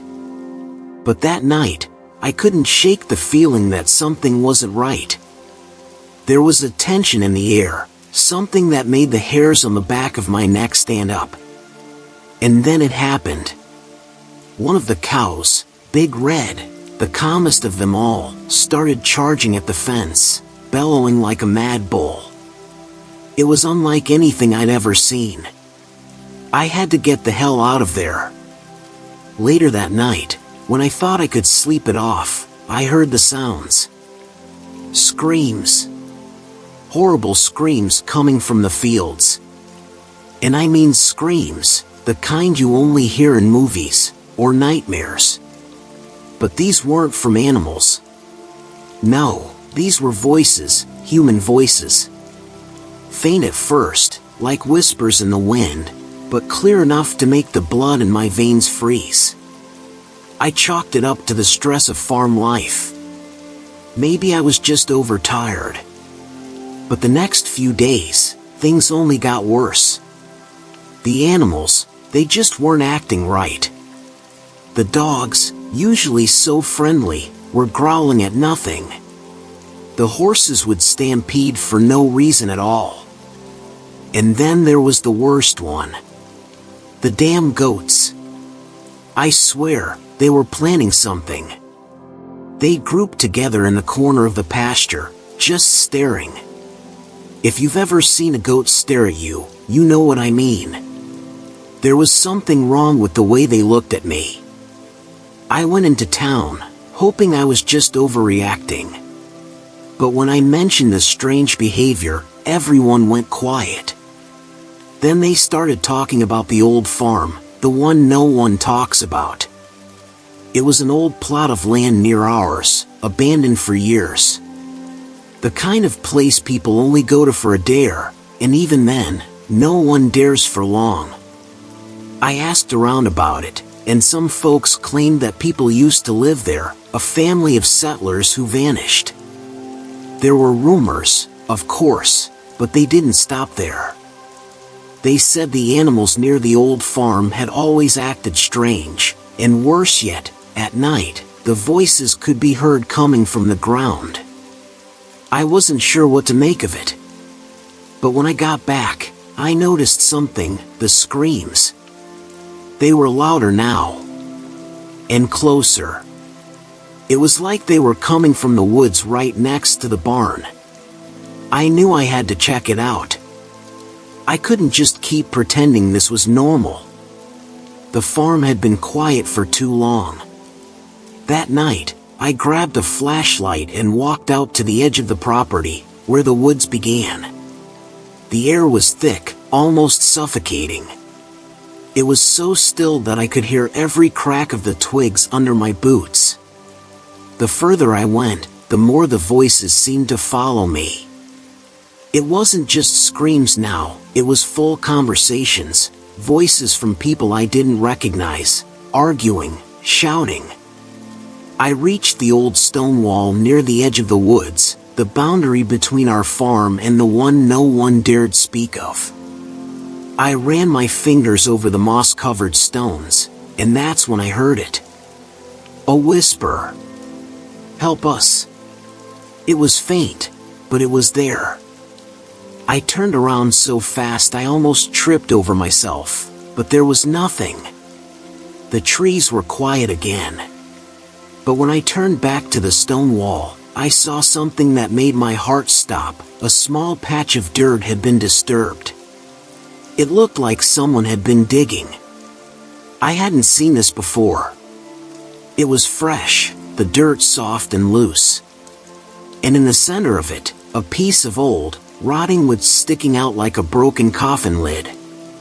I didn't touch it. I couldn't. But the feeling in my gut told me it was time to leave. I turned around, walking back to the house quickly. But when I got back, I couldn't shake the feeling of being watched.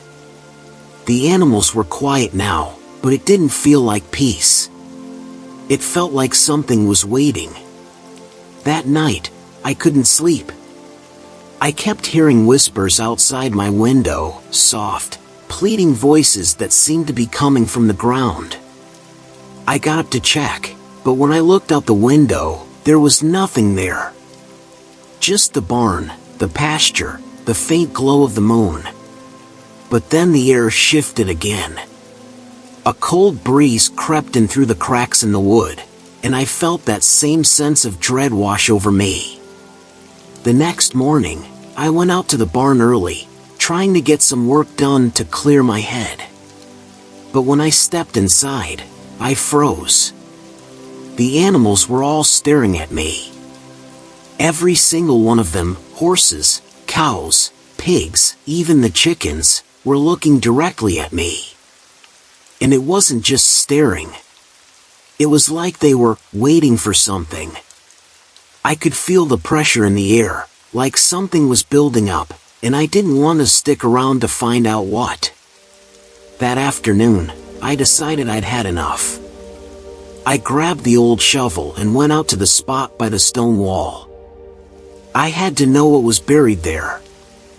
I wasn't sure if it was a grave or something worse, but I knew I couldn't just leave it. The voices were getting louder every night, and I was certain that whatever had happened to those poor souls, it had something to do with what was buried there. I dug for hours, the sun setting in the distance, casting long shadows over the ground. Sweat dripped down my face, but I couldn't stop. Not now. And then, finally, I hit something solid. A box, old, wooden, and broken down by time. My heart was pounding in my chest as I pried it open. Inside was a collection of old bones. Human bones. But that wasn't what made my stomach churn. No, what made me drop the box in horror was the journal that lay on top of them, its pages yellowed and torn. I couldn't read much, but the last entry was enough to make my blood run cold. The animals know. They know what we did. I didn't understand it at first. What had they done? What was the connection with the animals? The journal didn't explain, and I didn't stick around long enough to figure it out. I shoved the box back into the ground, covered it up, and ran back to the house. But the next night, the animals were worse. They weren't just restless anymore, they were aggressive. The cows charged the fence again, the dogs snarling and biting at nothing, and even the horses kicked at the barn doors. I could hear them, too, screaming, like they were in pain. The whole farm felt like it was on the edge of something. That night, I heard the voices again. But this time, they weren't just whispers. They were screams, real screams, like they were coming from the fields. I ran outside, and that's when I saw it. In the distance, by the old stone wall, I saw a figure, something moving, something that shouldn't have been there. I don't know what it was, but it was moving fast, like it was running toward the house. I ran back inside, locking the door behind me.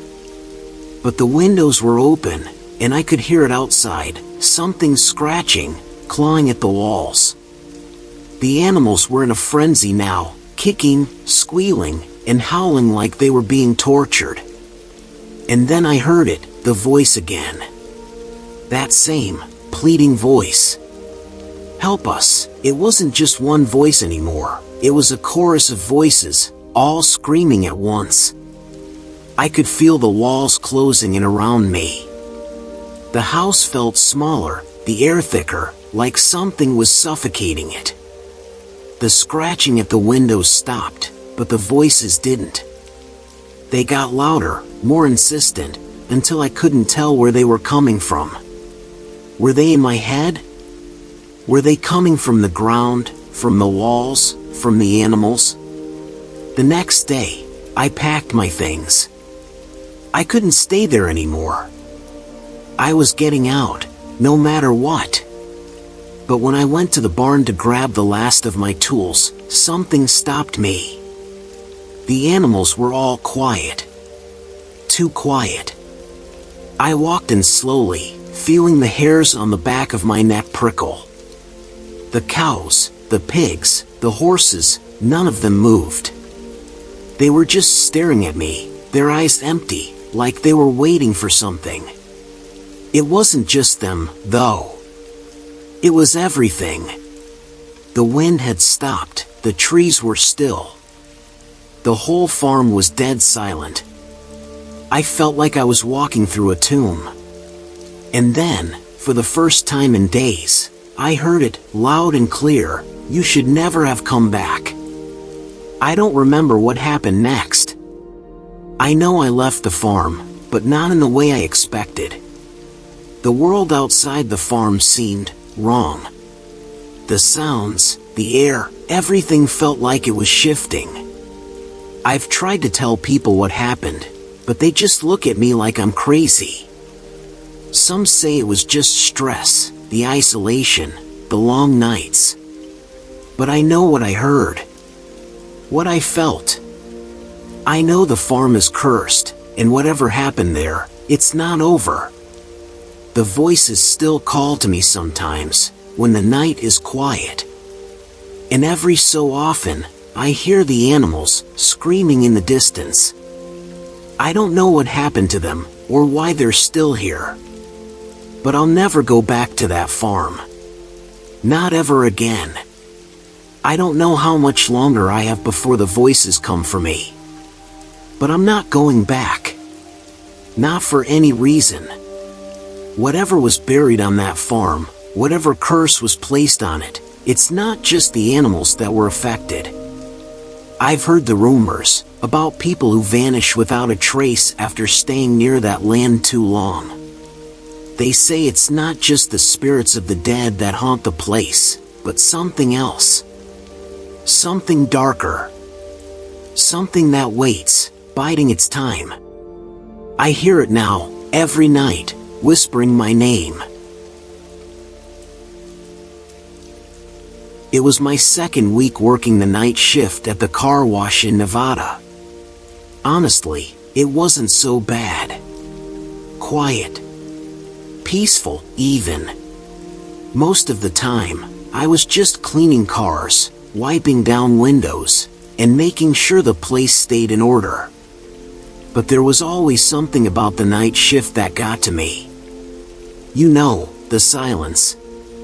The emptiness of the place when everyone else had gone home.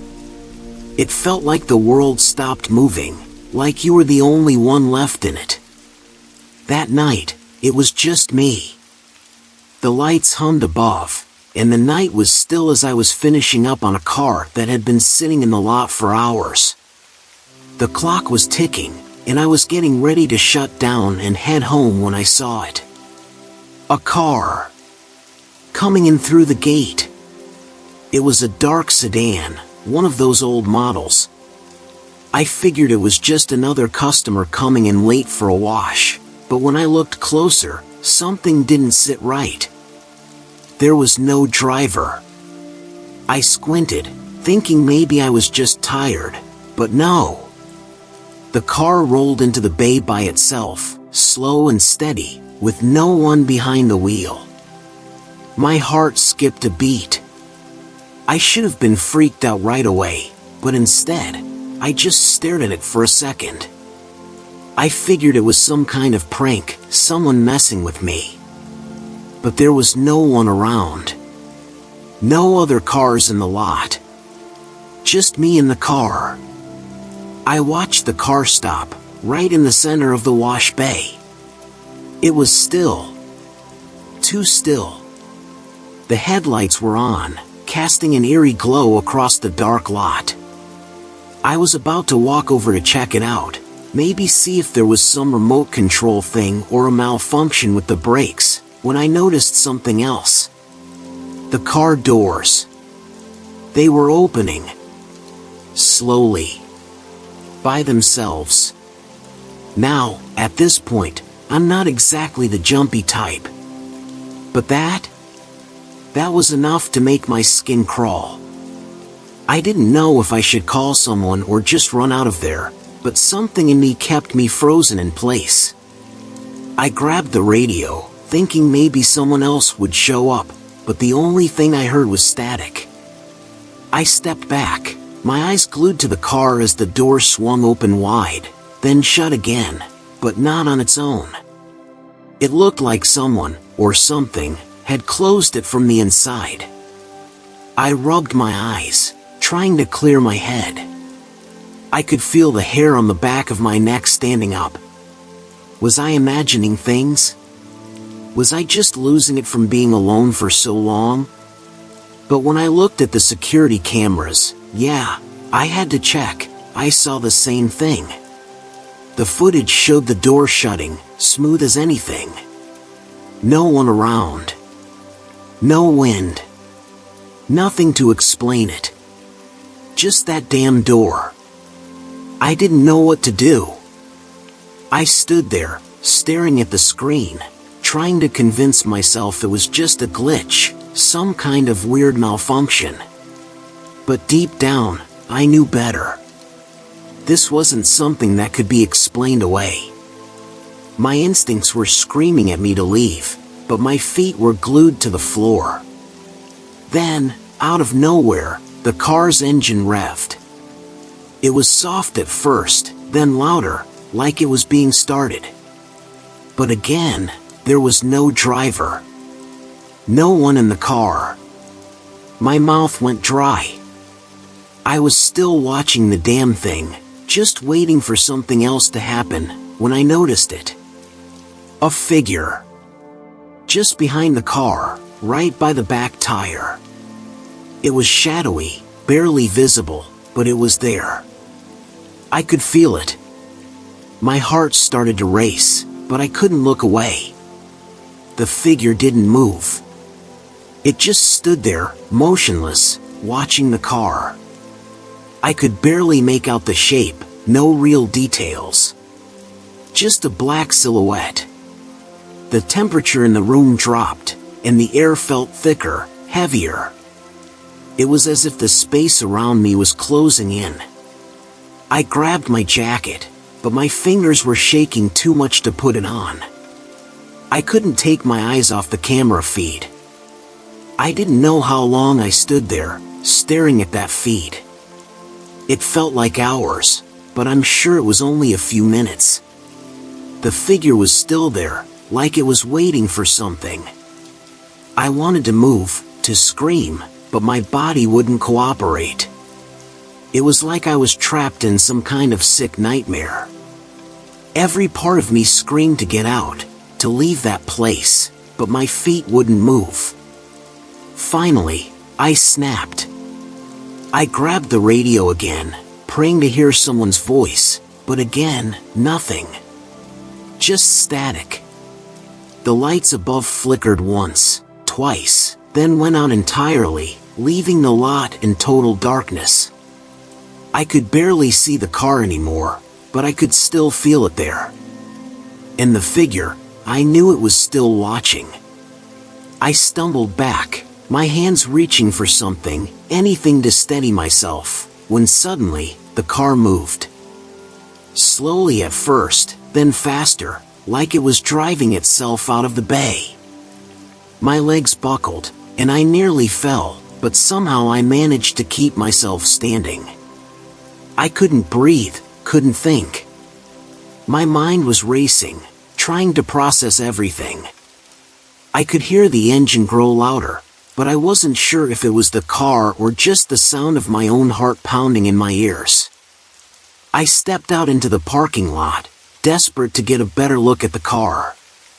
But as soon as I stepped out of the door, I felt the air shift. It was colder now, and the only thing I could hear was the faint rumble of the car's engine, slowly fading into the distance. The car was gone. I stood there for what felt like forever, just trying to make sense of it. I looked around, but there was no sign of the car. No sign of the figure. Nothing. It was like nothing had ever happened at all. But I knew better. I knew something was wrong. I don't know how I made it through the rest of the night. I was too freaked out to do anything, but I didn't leave. I couldn't. There was something about being out there alone that terrified me more than whatever the hell that was. I stayed in the back office, locked up tight, watching the cameras, waiting for it to happen again. But nothing. The next morning, I couldn't get out of there fast enough. I told my boss about the whole thing, but of course, he laughed it off. Said it was probably just someone pulling a prank or a weird glitch in the system. But I knew what I saw. I knew something was there. I didn't go back to the car wash for a few days after that.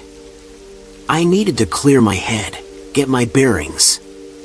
But the thing is, I couldn't stop thinking about it. What had I seen? What had been in that car? And the figure, what the hell was that?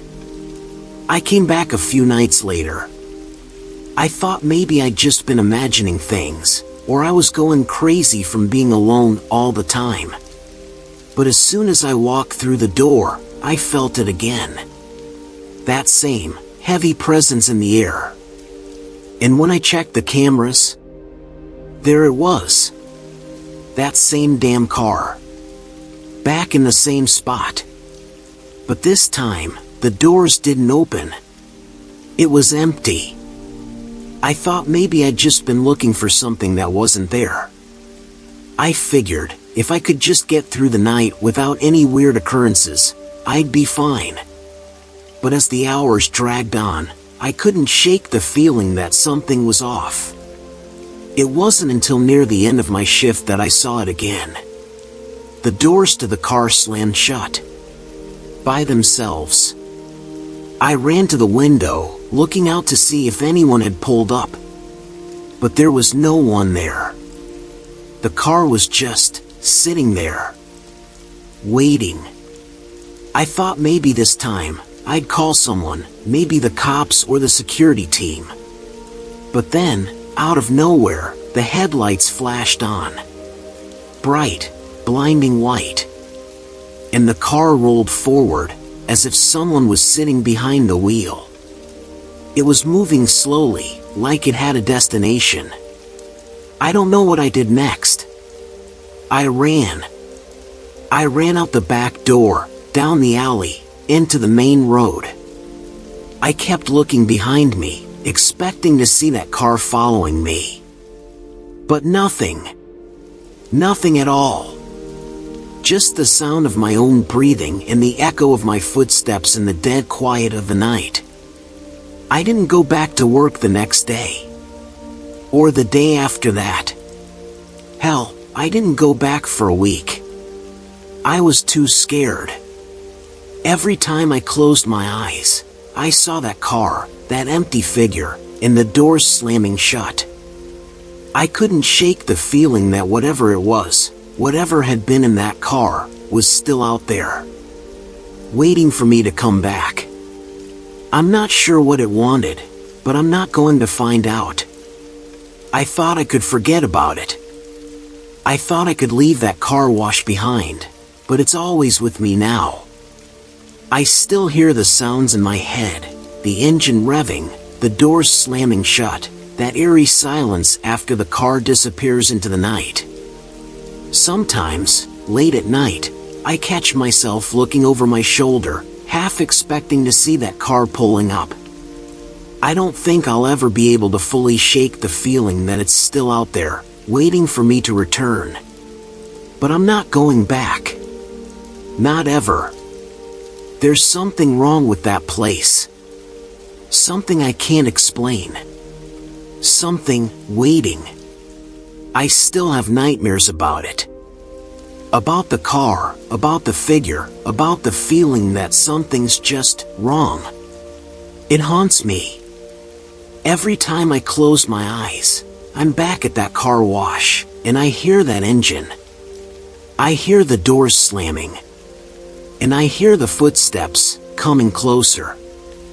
I don't know what it wants from me, but I know it's not done. I just hope it never finds me again. It started a few weeks ago. People in the small town of Ashford, Missouri, began talking about it, this strange black fog that would roll down the streets at night. At first, I thought it was just another one of those bizarre rumors that people like to spread when there's nothing else going on. But after hearing it from a few different folks, I couldn't ignore it anymore. They said that when the fog rolled in, it was like the air itself was thick with dread, and anyone who got too close to it would start to scream in fear, like they were seeing something they couldn't explain. I didn't believe it. I mean, come on. It's just fog, right? How bad could it be? So, one night, after the whole town was buzzing about it, I decided to see for myself. I figured I'd just take a walk down Main Street, see if I could find some of this so-called fog. Worst case scenario, I'd get a little damp from the mist, and that was it. But when I stepped outside, I immediately felt something was off. The air was too still, almost suffocating. And that's when I saw it. The fog wasn't just a normal mist.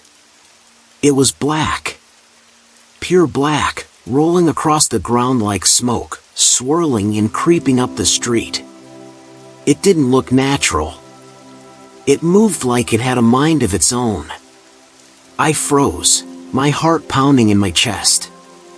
I thought about turning back, but something in me, maybe stupidity, maybe curiosity, made me take a step forward. And as I did, I could feel the temperature drop. It was freezing, but the fog was warm, like it was alive. As I walked deeper into the fog, I noticed something strange. There were no sounds. No birds chirping, no cars in the distance. The world just felt empty. And then, I heard it. A scream. Not from far away, but right in front of me. It was a woman, her voice sharp and filled with terror. The kind of scream that makes your blood run cold. I froze in place, trying to figure out where it was coming from. I looked around, but all I could see was the thick black fog swirling around me. The scream was gone as quickly as it had come, but the feeling of dread didn't leave. It only grew stronger. I felt like I was being watched, like something was in the mist, waiting for me to make a mistake. I started walking faster, my breath coming in short bursts. I couldn't shake the feeling that I wasn't alone. Then I saw her. The woman. She was standing there in the fog, not moving. Her face was pale, her eyes wide with terror.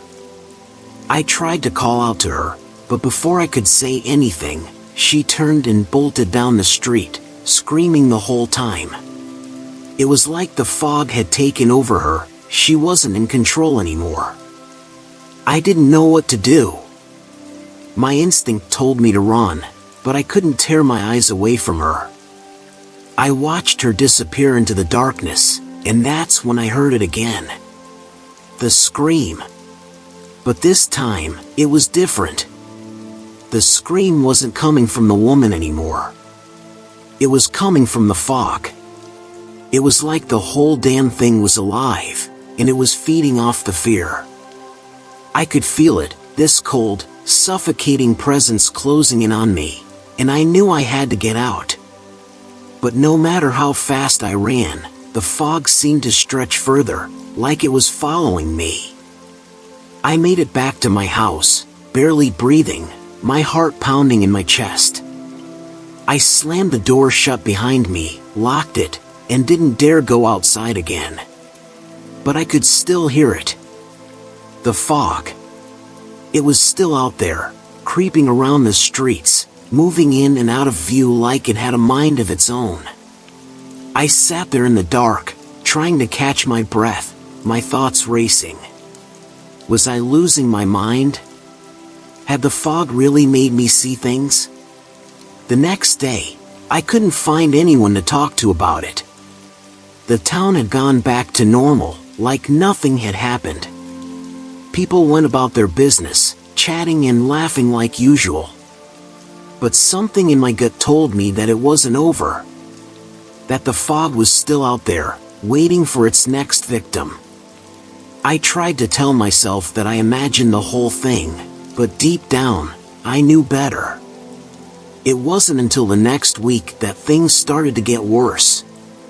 More people started talking about the fog, and not in the same way as before. They were terrified now.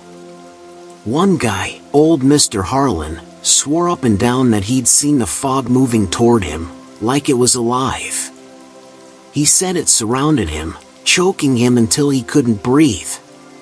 That night, he was found in his house, barely able to speak.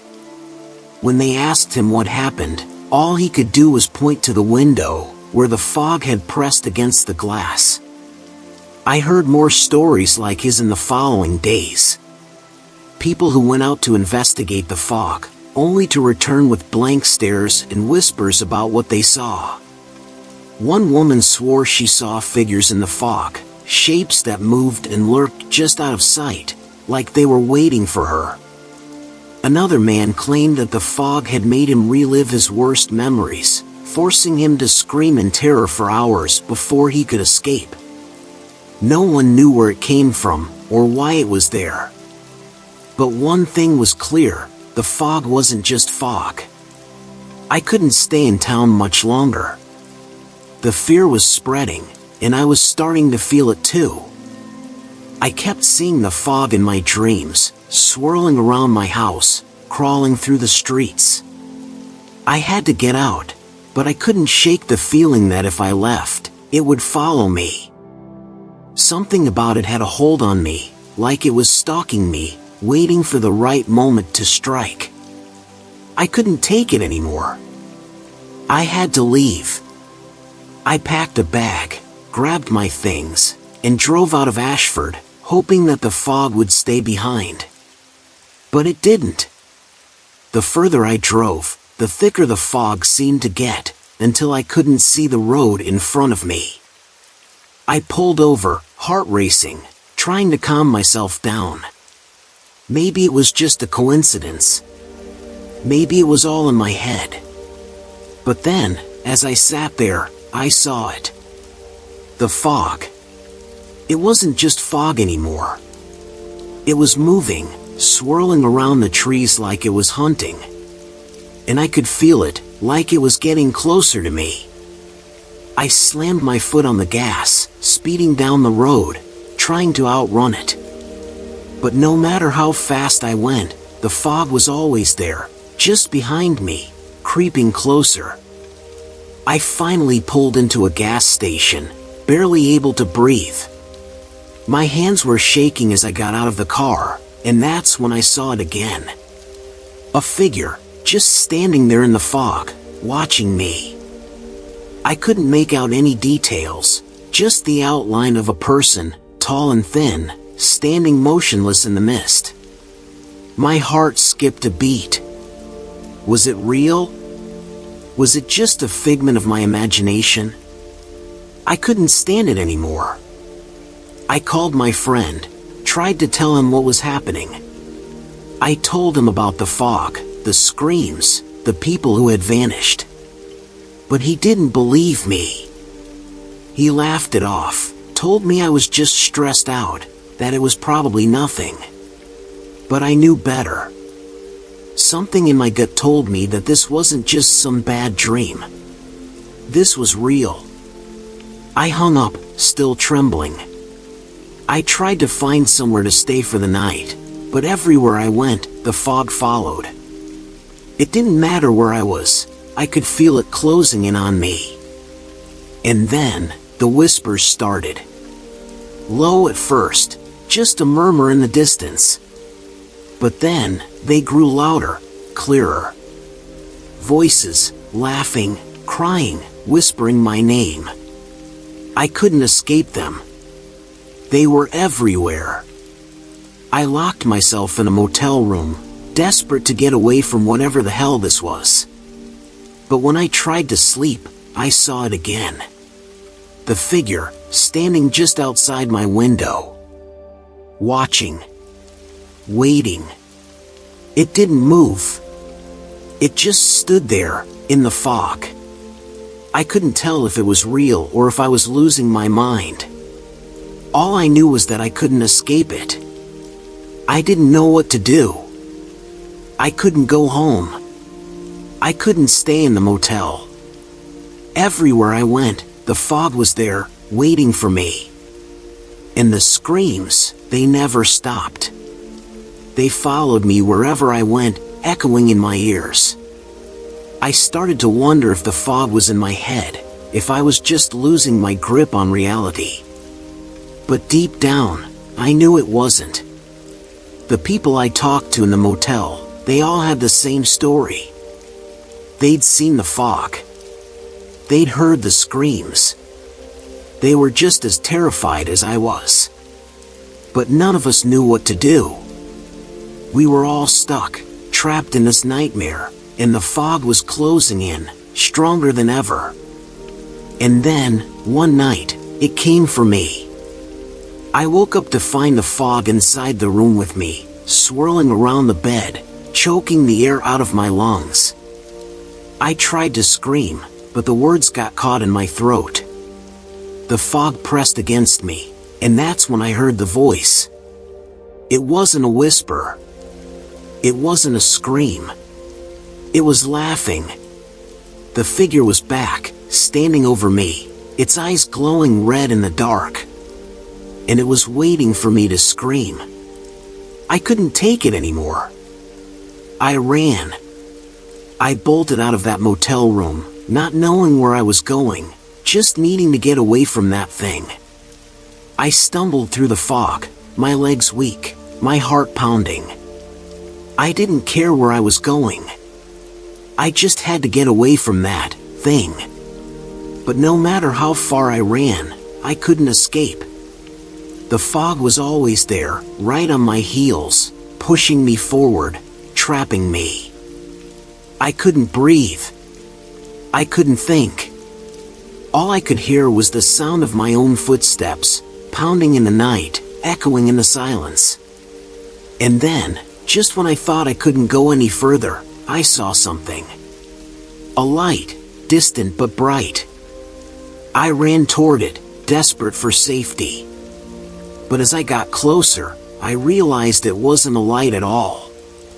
It was the figure, standing there in the fog, waiting for me. Waiting to claim me. I woke up in the hospital.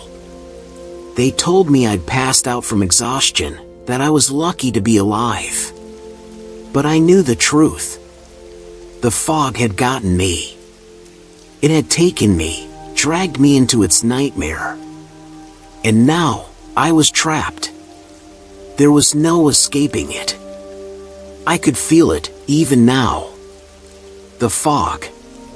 It was always there, just out of sight, creeping along the edges of my vision. Waiting. Watching. I couldn't escape it, no matter how hard I tried. And every night, I hear the whispers again. They're getting louder, closer. I don't know how long I have before it comes for me again. But I know one thing. It never lets you go. I don't know if anyone else is still alive. I haven't heard from anyone in days, maybe weeks. The fog has taken over the whole town, and I'm not sure if anyone will ever make it out. The last thing I heard was a scream. Not a distant one, not a whisper in the dark. A scream right outside my door. And then, silence. I don't know what's coming for me next. But I know it's here. It's always here. Watching. Waiting. And soon, it'll come for me.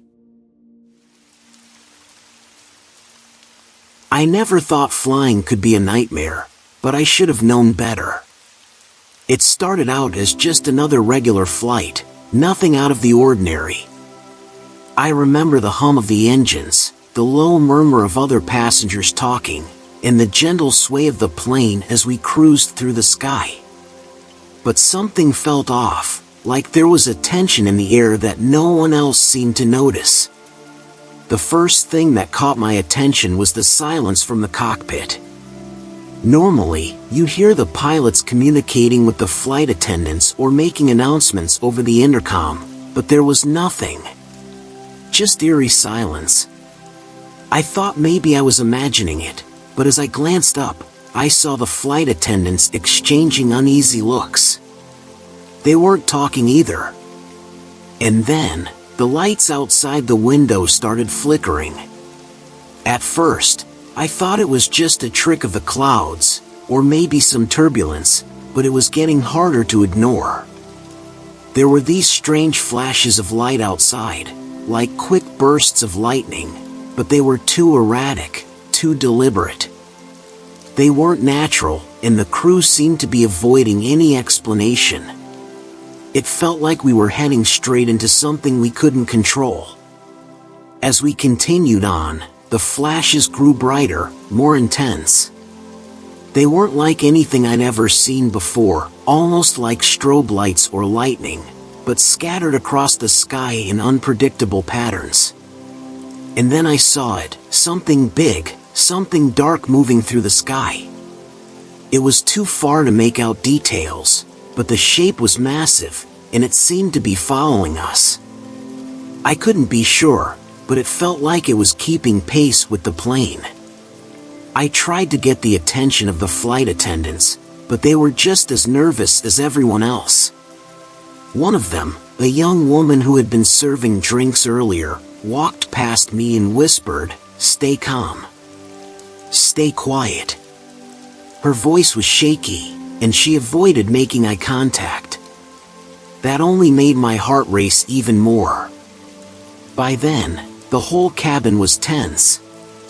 People were starting to murmur in hushed voices, nervously glancing at each other, unsure of what was going on. I could see a few passengers clutching their armrests, their faces pale. No one dared to ask the flight attendants what was happening, but the fear in the air was undeniable. Whatever was going on, it wasn't normal.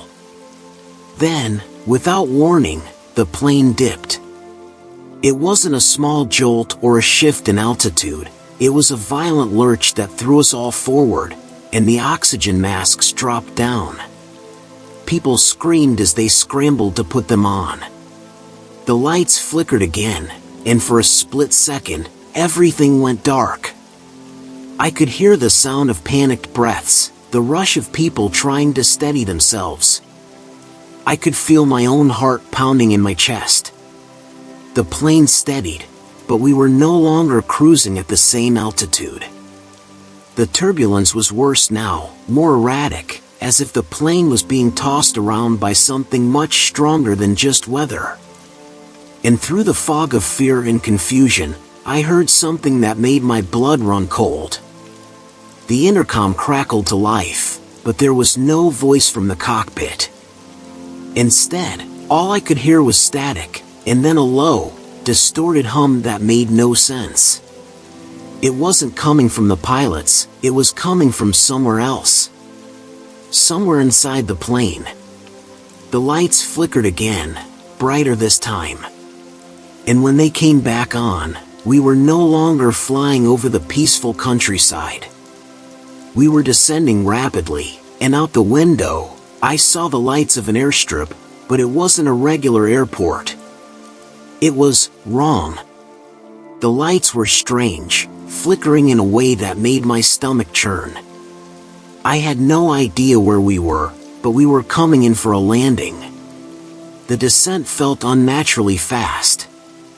The air was thick with tension, and as the ground came closer, I could see something else in the distance. It wasn't a regular airport runway, It was deserted, eerie, with no signs of life, no other planes. Just this massive, sprawling airstrip that seemed to stretch into the void. The lights were flickering in strange patterns, almost like they were waiting for us. As we neared the runway, the feeling of dread intensified.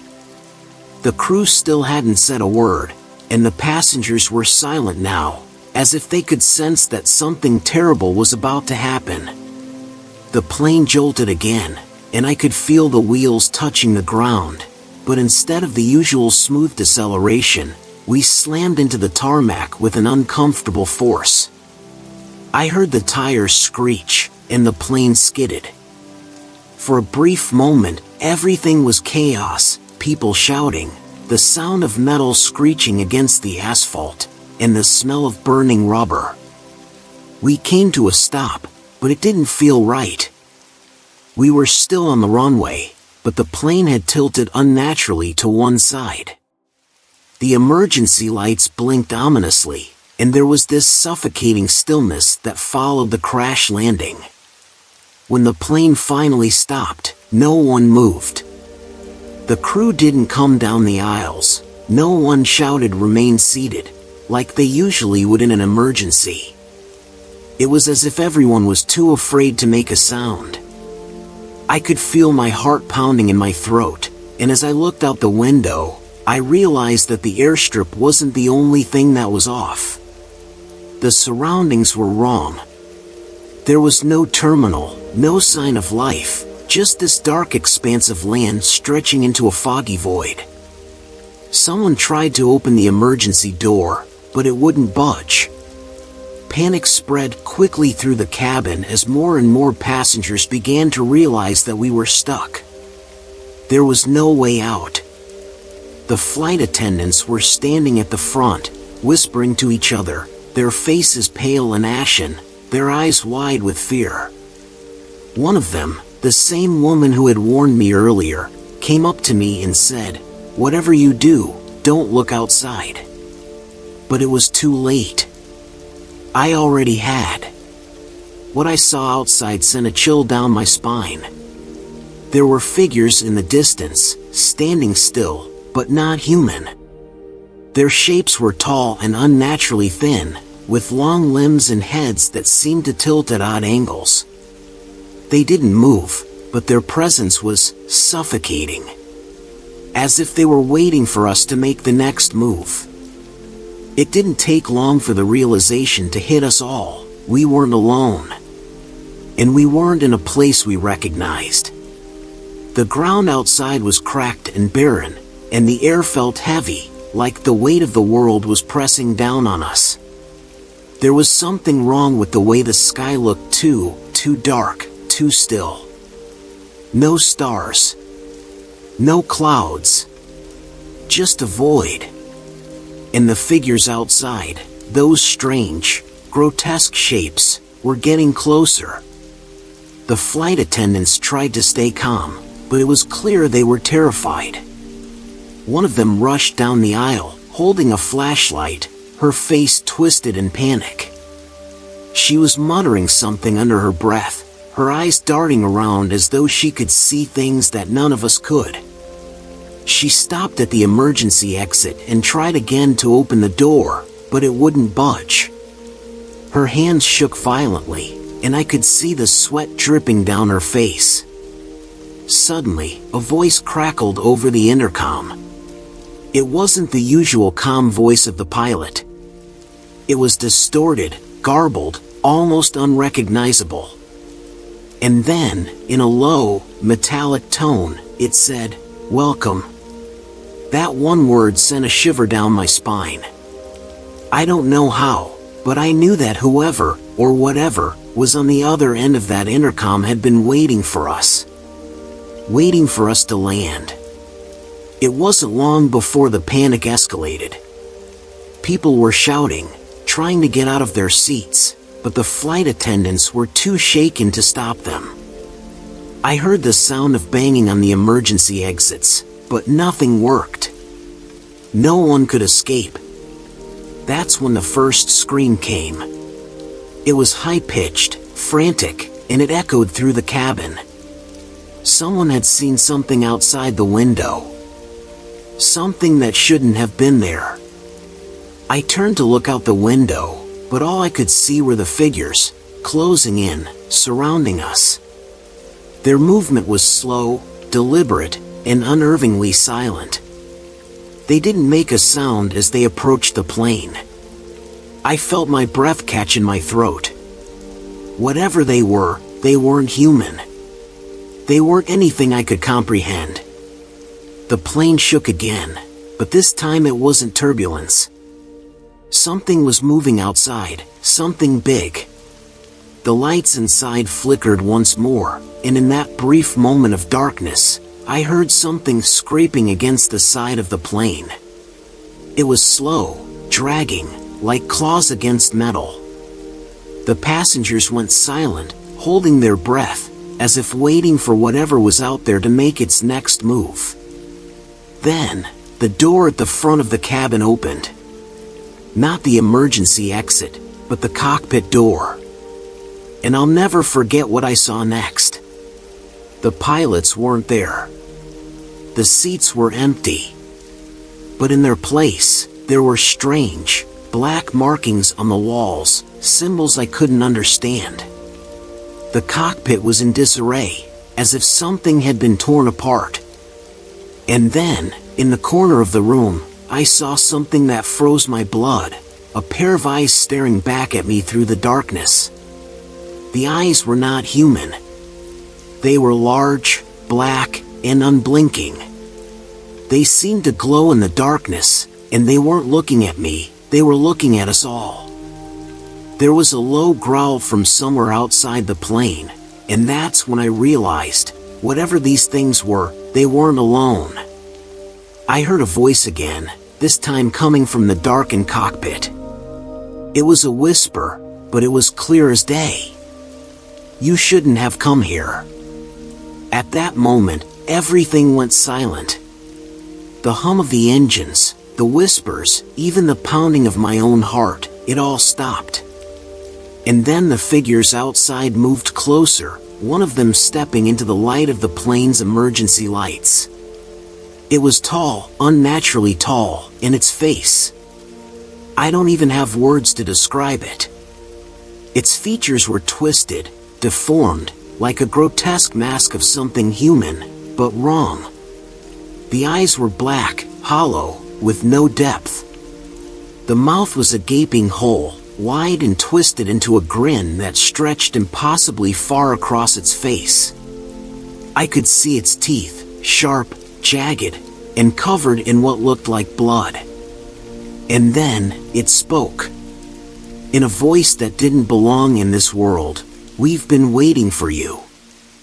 I don't know what happened next. Everything went black. The next thing I knew, I was awake in a cold sweat, gasping for air, my heart racing. I was lying in a hospital bed, surrounded by people who didn't look like they'd been through the same nightmare I had. But the fear hadn't left me. I could still hear the whispers, the growl, and I could still feel those black eyes on me. I don't know what happened to the other passengers. I don't know if any of them made it out. But I know one thing for sure, whatever we encountered that night, it wasn't something we were meant to survive. And whatever is still out there, it's still waiting for us to come back.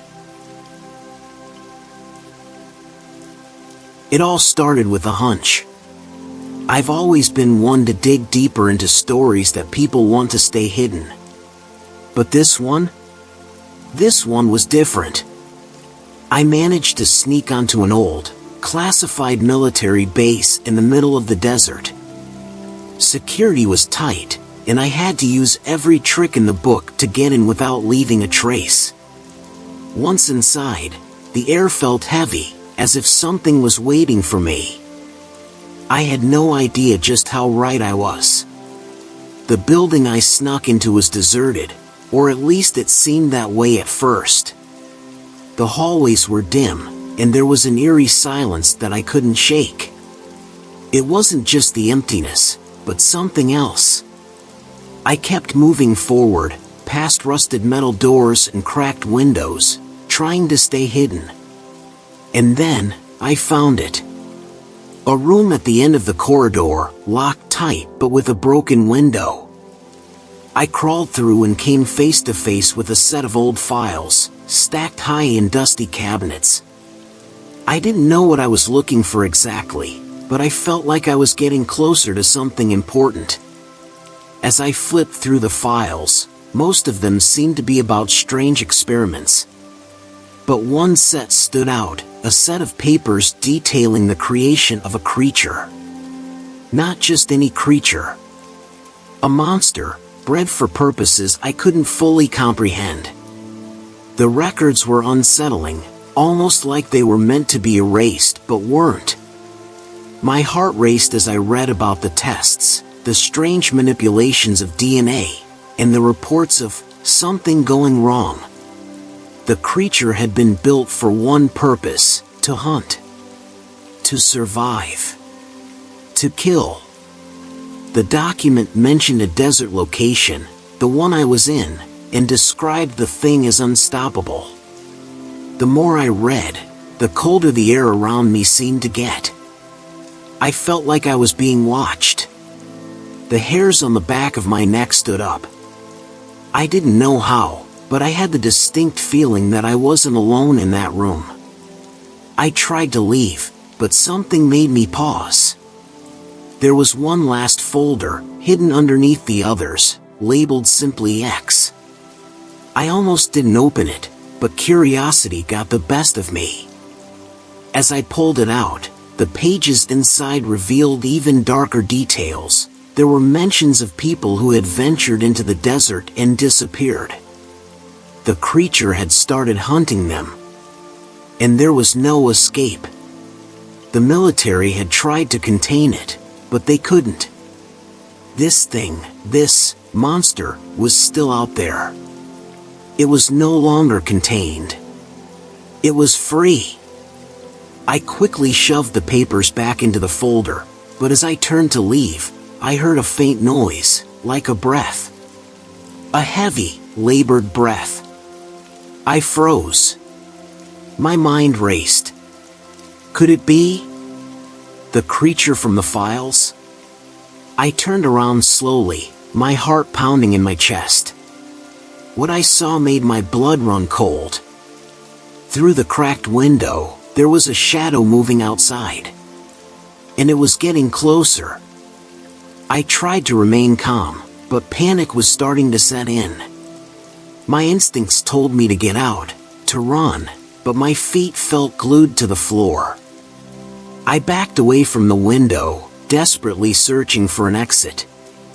The creature outside wasn't visible anymore, but I could hear it now, footsteps, heavy and deliberate. It was closing in.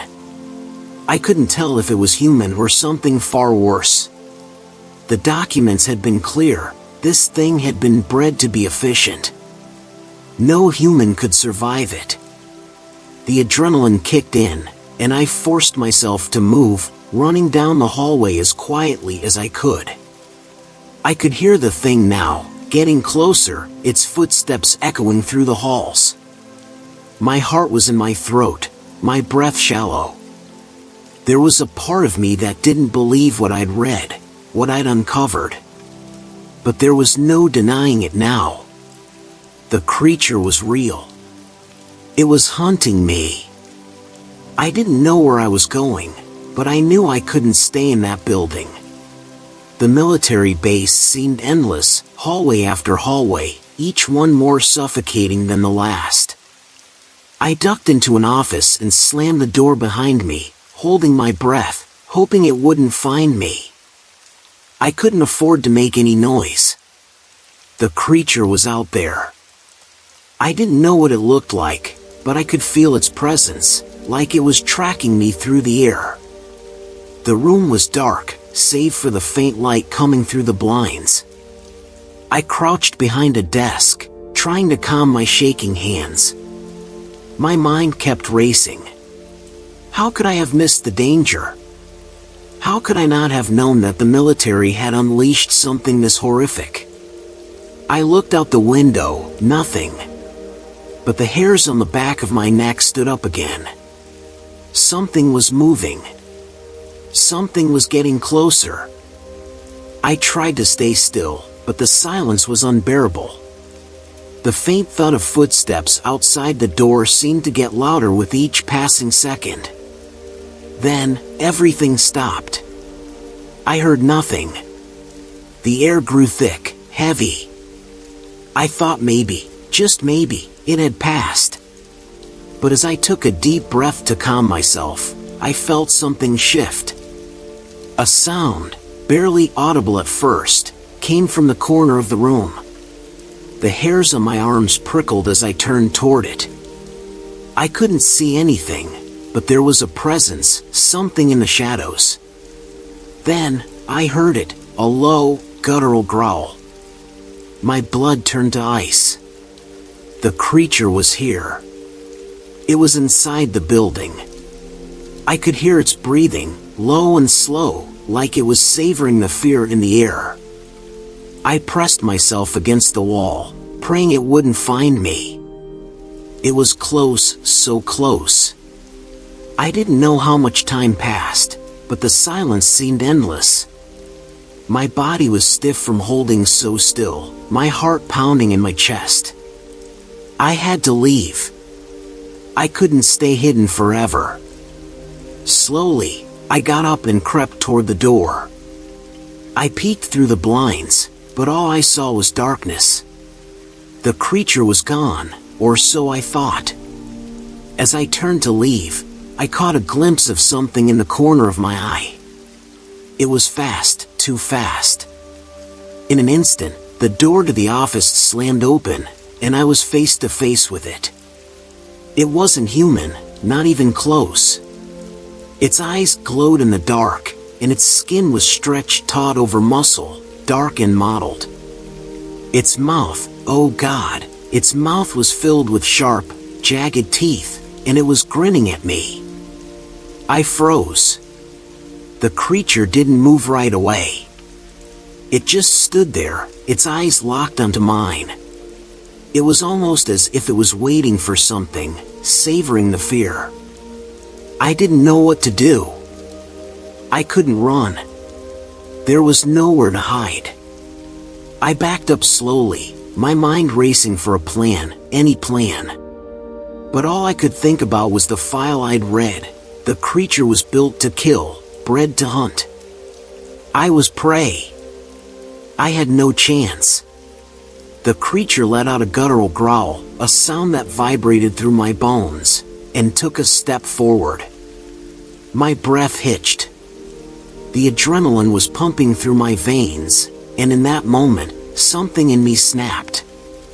I couldn't die here, not like this. I turned and bolted, running faster than I thought possible, not daring to look back. I could hear it behind me, the creature's steps echoing through the halls, growing closer with each passing second. I didn't know how I was still running, but I had to get out of this hellhole before it caught me. I reached the back door and yanked it open, stumbling outside into the cold desert night. The creature was still close, too close. But I wasn't going to let it win. I ran through the desert, the harsh sand biting at my skin, but I didn't stop. I could feel the thing getting closer, its growl reverberating through the air. I thought about the files, about the creature that had been created for this. Was I the next victim? Was I going to be its next trophy? I don't know how I made it, but I eventually found a road. A car passed by, and I flagged it down, desperate. I got in without looking back. I don't know if the creature followed me out of the desert, but I didn't stop driving until I reached a town far away from that military base. I never went back. I never talked about it again. But I've kept the files. And every time I hear a growl in the distance, I wonder if that thing is still out there. Hunting. waiting. And I can't help but feel that I didn't escape. Not really. It's out there. And it's still hunting. I'll never forget that day. It was a regular funeral, or at least that's what I thought. We had one every week in that tiny town in South Carolina. But something about this one was different. I didn't notice it at first, but there was this unease in the air, like the entire town was holding its breath. I was standing at the edge of the graveyard, trying to avoid eye contact with anyone, when I saw them. Shadows. They seemed to follow the mourners, moving just out of their line of sight. No one else seemed to notice. Everyone was focused on the service, lost in their grief. But I kept watching. The shadows moved just behind the people, mirroring their steps as they walked. The mourners never turned around, never noticed how the shadows stepped in time with them. It was like they were following the souls of the dead, but why? And where were they going? I tried to convince myself it was just the light playing tricks. But there was something about the way the shadows moved that made my skin crawl. They weren't natural. They didn't belong. I could almost feel them watching me too, as if they knew I was onto them. I looked away, but the feeling stuck with me. I should have left right then, but curiosity got the better of me. I stayed, hoping I was just imagining things. It wasn't until later that night that I started to piece it together. I couldn't stop thinking about the shadows. Every time I closed my eyes, I saw them creeping behind people, their movements so smooth and deliberate. It was like they had a purpose, like they were part of the ritual, part of the town's strange history. That night, I asked one of the old locals, Betty, about it. She just laughed and said, "You've seen them, huh? The shadows that walk after the dead?" Her face dropped when I nodded. "Don't let them see you noticing, boy," she warned. "Once they know you see them, they won't leave you alone." Betty didn't say much more. She was one of those types who believed in things that no one else did, but I could tell she was serious. It scared me, but I was too curious. I couldn't shake the feeling that something terrible was lurking just beneath the surface of this quiet town. I needed to know more. The next day, I decided to follow one of the processions. I told myself I'd just stay out of sight, keep my distance, and observe. But as soon as I stood behind the crowd, the shadows returned. And this time, they weren't just following the mourners. They were reaching out, moving closer to people, as if trying to make contact. I was terrified, but I couldn't stop watching. The shadows seemed to grow longer, stretching out, as if they were alive. They weren't just passing by anymore, they were circling the mourners. At one point, I saw one of them reach out and brush against an old man who was standing near the casket. The man shuddered, like something had just passed through him. It was like a chill ran straight down my spine. I stepped back slowly, hoping I wouldn't be noticed. But the moment I turned, I felt a sharp tug at my sleeve. I spun around, heart racing, but there was no one there. Just shadows.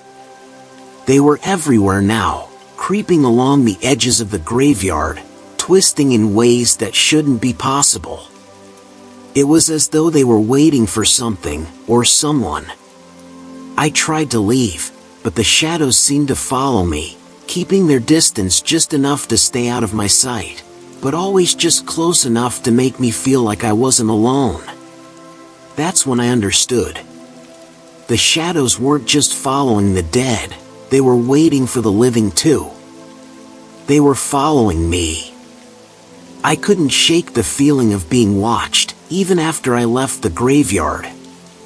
Every corner I turned, every shadow that crossed my path, made my heart race.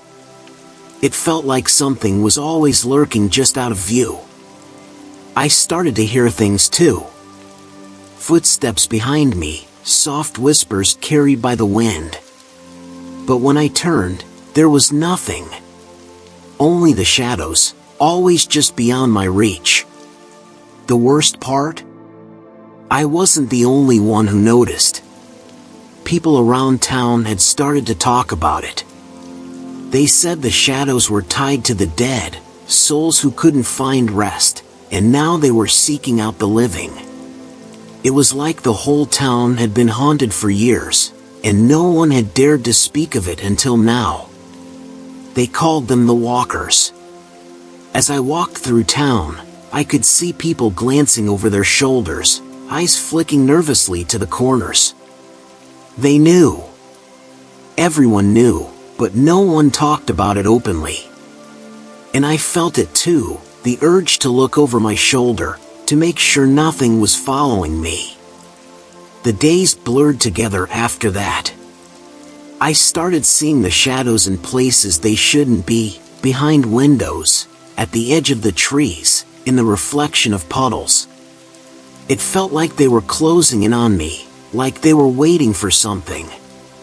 But I didn't know what. It was like I was becoming part of their twisted dance, and I couldn't escape. One evening, I saw the procession again. The people were walking slowly, heads bowed in grief.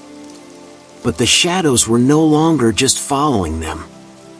They were surrounding them now, swarming like a cloud, moving in a way that looked almost deliberate.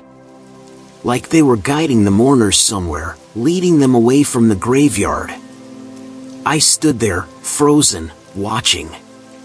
And that's when I saw it. One of the shadows, tall and dark, detached itself from the crowd and began walking toward me. My heart pounded in my chest, and my legs refused to move. The shadow stopped just a few feet away, and for the first time, I felt the chill of its presence, a cold that seeped into my bones. The shadow didn't move, but I could feel it watching me. I wanted to scream, to run, but I couldn't make my legs work.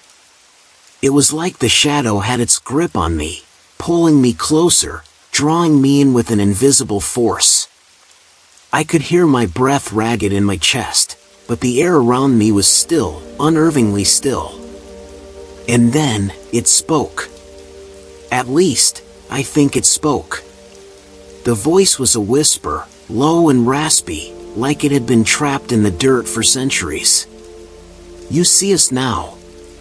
You can't leave. I froze, staring at the shadow as it loomed over me, its edges flickering like smoke. My heart thudded in my chest as I tried to find the strength to move. But the moment I took a step back, it followed. The shadows were closing in. I wasn't alone anymore. It wasn't just the dead that walked here, it was me too. And I couldn't escape. The shadow began to stretch, like it was reaching for me, its dark fingers curling into the air. I turned and ran, but it was already too late. I ran through the streets, my breath coming in ragged gasps.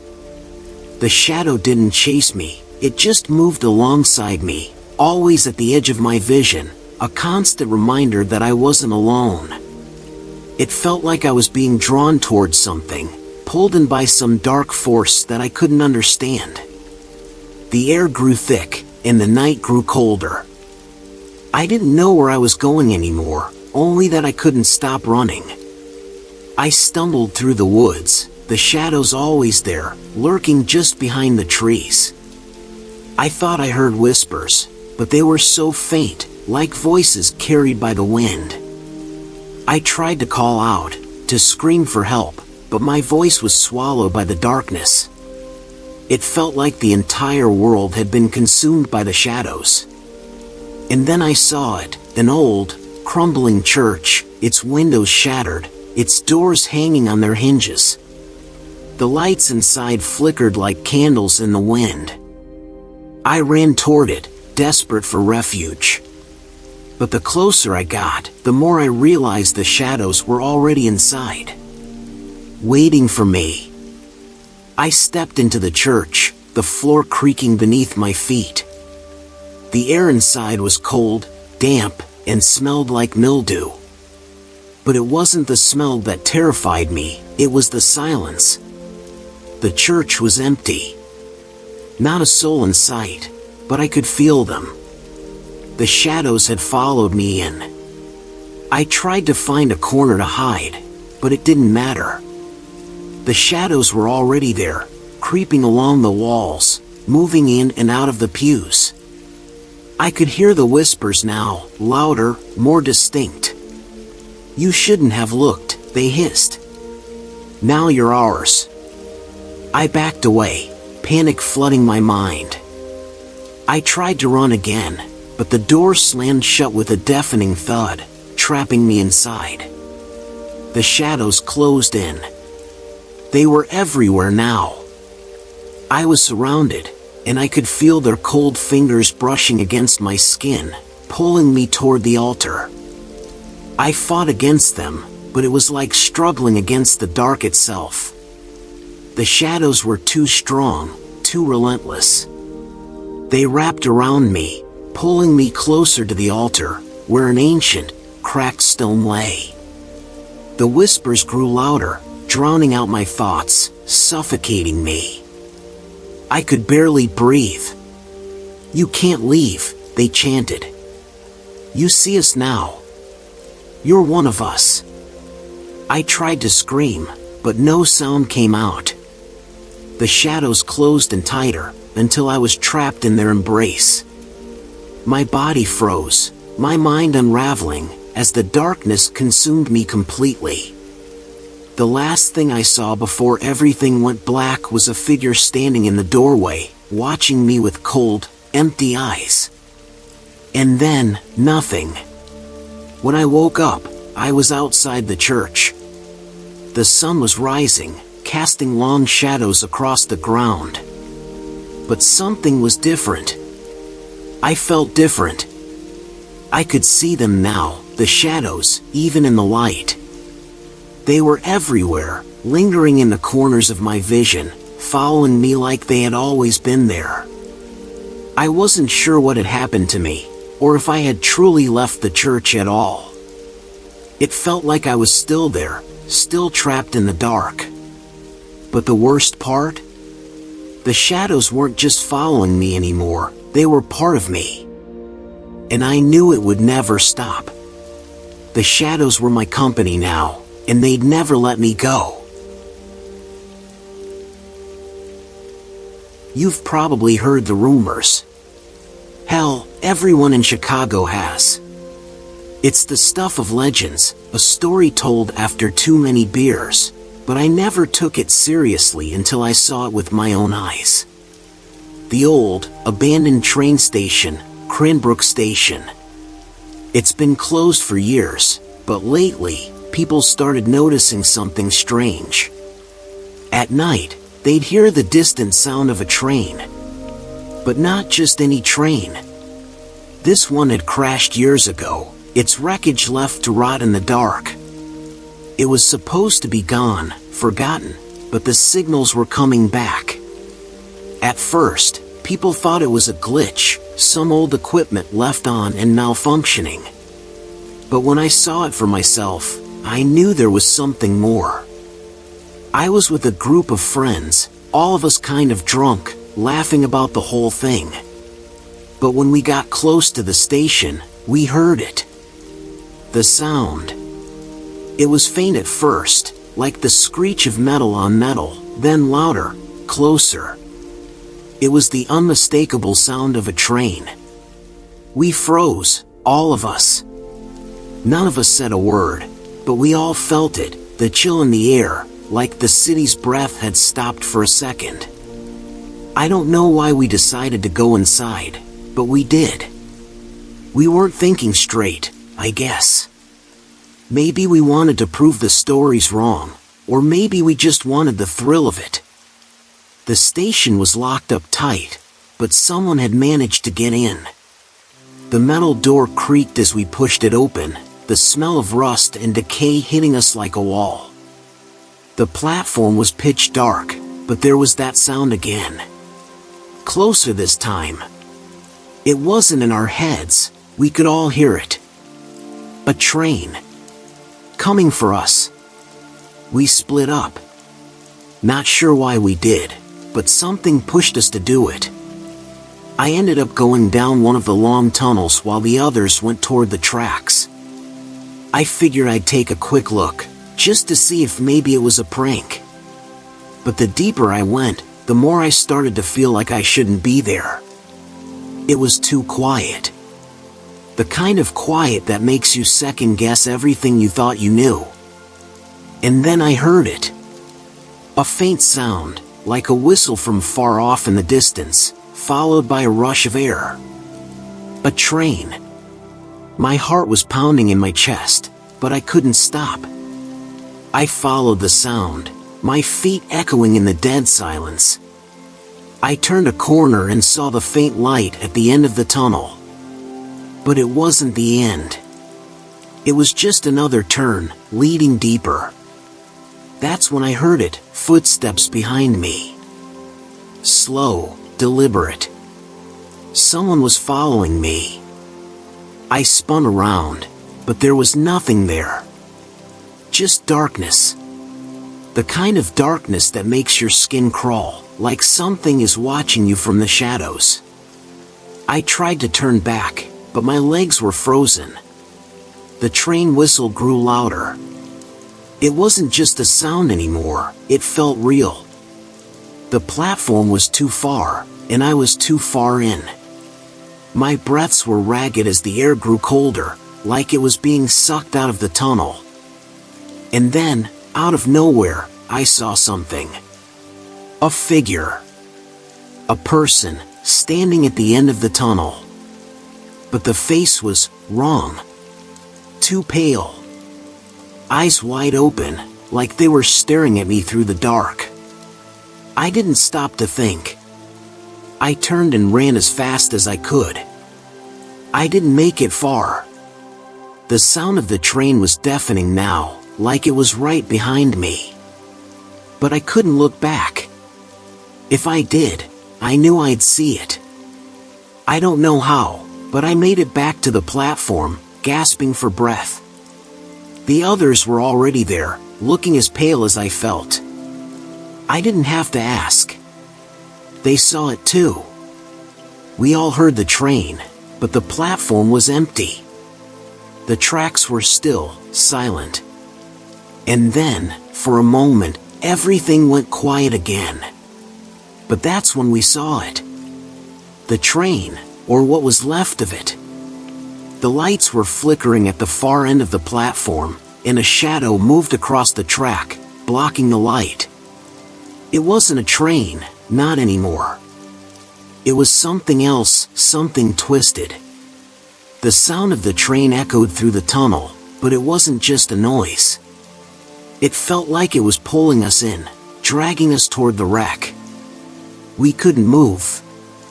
We were frozen, like the air around us was thick with something invisible.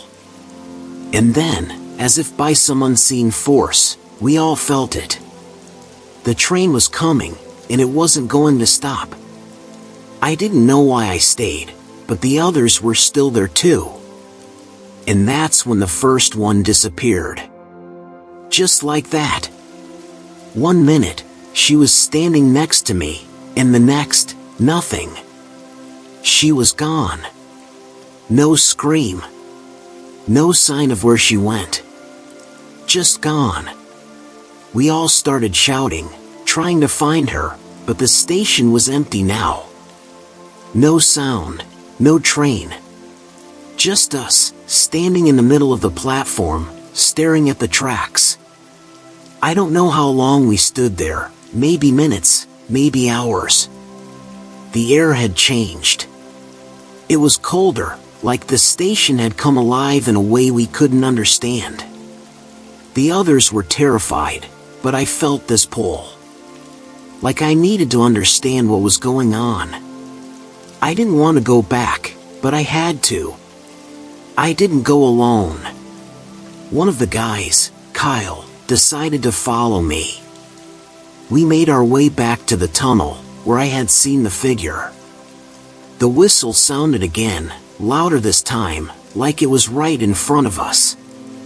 Kyle didn't want to go any further, but I pushed him. I don't know why. Maybe I wanted to find answers. But when we reached the place where I had seen the figure, there was something else waiting for us. It wasn't human. It was dark, like it was part of the tunnel itself. The figure was hunched, twisted, its body not fully formed. I could barely make out its shape in the dim light, but its eyes, they were glowing. Not like any human eyes. These were black, empty, like two holes in the world. The whistle sounded again, but it wasn't a train anymore. It was a warning. And that's when I realized there's no train. We tried to run, but it was too late. The figure lunged at Kyle, pulling him into the darkness of the tunnel. I could hear his screams, but they were swallowed by the silence almost immediately. I couldn't see him anymore. He was gone. Just like that. No trace. No sign of where he went. It was like the tunnel had consumed him. I didn't know what to do. I couldn't go back, but I couldn't leave either. My heart was pounding in my chest as I stumbled back toward the station, trying to find my way out. The train whistle echoed in my ears, relentless, like it was following me. I was disoriented, lost in the dark, when I saw it again. The lights. The shadow moving along the tracks. It was the same thing that had been following us. The same twisted, unnatural thing. And then I heard it. The sound of metal scraping against metal. The train was real now, and it was coming. But it wasn't a train, it was something far worse. It was a nightmare, made real by something we couldn't understand. And I knew then, without a doubt, that no one ever leaves this place. I don't know how long I've been here. I can't tell you the time or the date anymore. All I know is that I can hear the train every night. It's closer now, and I've stopped trying to leave. I've stopped looking for Kyle. I've stopped hoping someone will come and take me away from here. This place isn't just a station. It's a trap, and the train, it's not coming to pick anyone up. It comes for you. It comes for anyone who's foolish enough to step into the dark. I've seen the others, those who went before me. They wander the tracks now, just like I do. Lost. Trapped in a place that shouldn't exist. I'm not sure if I'll ever get out. And the whispers, they never stop. They say that the train is always coming. But it's never a train. It's death. It's the wreck that never ended, and once you step inside, there's no escape. The station is waiting for more. And one day, someone else will be foolish enough to enter, and they'll join us. They'll hear the train too. And then, they'll be lost. Just like I am. It's strange how quickly you get used to it. The sound of the train, the lights flickering in the distance, it becomes a part of you. You stop fighting it, stop hoping for rescue. It's just part of the routine now. I walk the platform every night, my footsteps echoing in the silence. I don't know why I still do it. Maybe it's the only thing that keeps me sane, keeps me connected to something that feels real. I've seen others come through, too. New faces, fresh blood. They're always looking for something, always looking for answers. But they never find them. They never understand. It doesn't matter how many times I try to warn them. The train comes for them, and then they're gone. Another shadow in the dark. I'm starting to forget what it felt like to be free. What it felt like to have a life outside these walls. The station becomes your world. It becomes your reality. You forget what time of day it is, how long it's been since you last saw the sun. It doesn't matter anymore. The train is all there is. And sooner or later, it'll take you. It takes everyone. You know, the craziest thing is, I still hear the whistle sometimes. Even now, after all this time, when everything is silent, I hear it. It's not just a sound, it's a presence. Something out there, waiting. It's like it knows me now. Like it's calling my name, just waiting for the moment when I finally step onto the tracks. Sometimes I wonder if I'll ever be the one it chooses. If I'll finally become a part of it, a part of the wreck that never ends. Or maybe I already have. Maybe I'm just another ghost, walking the platform, waiting for the train that will never come. I don't know. Maybe I'll find out soon. It started like any other night hike. My friends and I were out in the woods, nothing unusual about it. We had done this plenty of times before, just a group of us wandering around, laughing, talking about stupid stuff. But this time, something was off. We were on a trail we hadn't been on before, a bit deeper into the forest, and there was this strange light. At first, I thought it was just a trick of the moonlight or maybe a flashlight from another group, but no. This light was different. It was a soft, glowing blue, pulsing like it had a heartbeat of its own. We stopped in our tracks, all of us staring at it. It wasn't moving, but it seemed to be pulling us in. Like it was calling us, and I don't know why, but something inside me wanted to go closer. I wasn't the only one who felt it. The others were talking about it too, whispering about how strange it looked, how inviting it seemed. But the forest around us? It was silent. Dead silent. Not even the usual rustling of leaves or the chirping of bugs. Just an unnatural stillness that made the hair on the back of my neck stand up. We all stood there for what felt like forever, debating whether we should follow it. I could see it in their eyes, the curiosity, the pull. Finally, Dave, he was always the brave one, decided to take the first step. "We'll just see what it is," he said. "We'll be fine." But I wasn't so sure. I had a feeling in my gut that something wasn't right. Still, I didn't want to be the one to back out. So, we all followed, stepping deeper into the woods, the light guiding us through the darkness. The deeper we went, the more the light seemed to change. It wasn't a steady glow anymore. It flickered, like it was trying to hide from us or lead us into something. The trees around us grew denser, the air thicker. And the strangest part? The forest felt wrong. The shadows were too dark, the air too heavy, like the trees were watching us. I tried to shake it off, but my skin was crawling. I kept looking over my shoulder, half expecting to see something lurking behind us. But the light, it was getting brighter. It almost seemed like it was waiting for us. I remember thinking, this isn't right, but it was too late. By then, we were all too far in. Dave was in front, walking ahead with this look in his eyes like he was in a trance. The others weren't talking much anymore, just following, as if the light had put us all in some kind of stupor. The silence was suffocating. The only thing I could hear was the sound of our footsteps crunching on the dry leaves and the beating of my own heart. Then, as we got closer, the light changed again. It wasn't blue anymore, it was this pale, sickly yellow, almost like it was burning. It was coming from a clearing up ahead. I didn't want to go any further.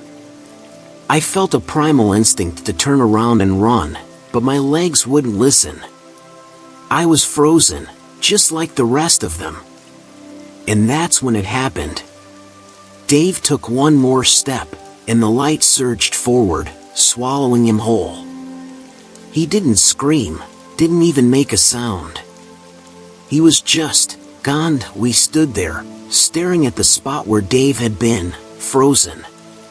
It was like the world had gone silent again, like everything had stopped moving. But then, the reality of it hit. He was gone. He had just disappeared into thin air, swallowed by that cursed light. Panic set in. We started shouting his name, calling for him, but the only answer was the silence of the woods. No wind, no birds, just the horrible emptiness. I don't know how long we stood there in shock, but when we finally moved, it was like our legs were made of lead. We couldn't run. We couldn't think. We could only follow the path back, but we couldn't find it. The trail was gone. We had walked too far, and now everything looked different. The trees had closed in around us, and the forest felt alive. Like it was closing in, pushing us deeper. I swear I heard whispers, faint voices calling out, but every time I turned, there was nothing. I wanted to leave, but I knew we couldn't. The others, Rachel, Sam, and Ben, they were just as scared as I was, but no one had the courage to speak. We walked in a daze, but there was no way back. The light still flickered in the distance, beckoning us. I could see it through the trees, brighter now. It felt like it was everywhere. The whispers grew louder, and I could feel something watching us. That's when I heard it. Ben, the quiet one, was behind me. And then, he was gone too. Just like Dave. 1 second, he was there, and the next, he wasn't. We were down to 3 now. Sam, Rachel, and me. We didn't say a word, but we all knew. We were next. The forest was closing in on us, the shadows creeping in. We tried to run, but it was like the trees themselves were fighting us.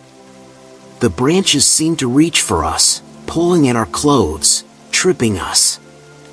I could hear Sam breathing hard, his footsteps faltering behind me. I couldn't turn around. I didn't want to look, but I could feel it. Something was following us. Something was right behind us. And then Rachel screamed. I heard it, clear as day. Her scream tore through the silence, but it was cut off suddenly. I didn't want to turn around, but I had to. When I did, I saw it.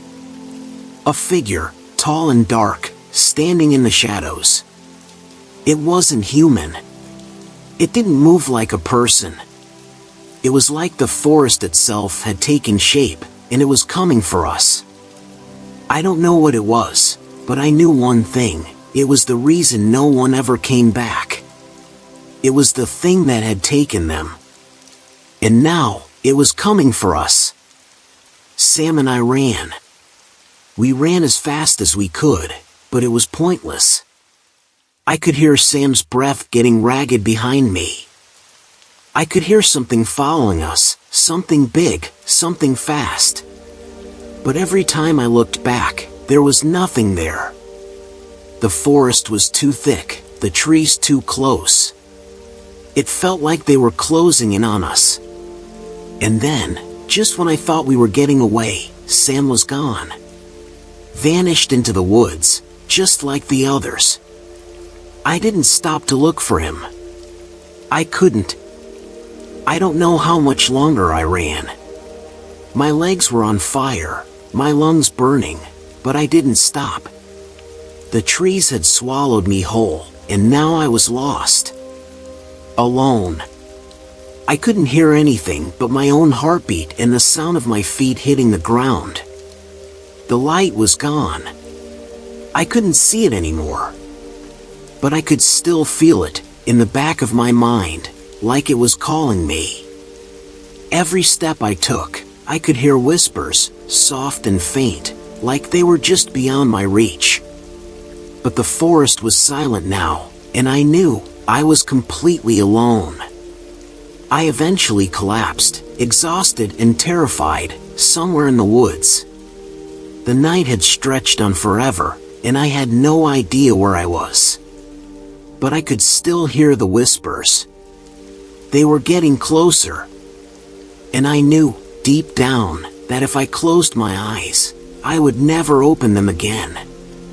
I could hear the branches snapping in the distance, and I knew it was coming. It was only a matter of time before it found me.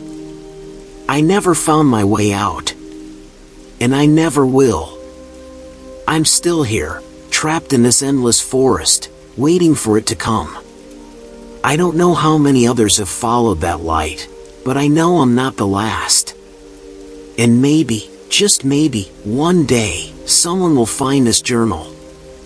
And they'll know what happened. But they won't be able to leave either. The light will find them too. I woke up in the woods again, or at least I think I did.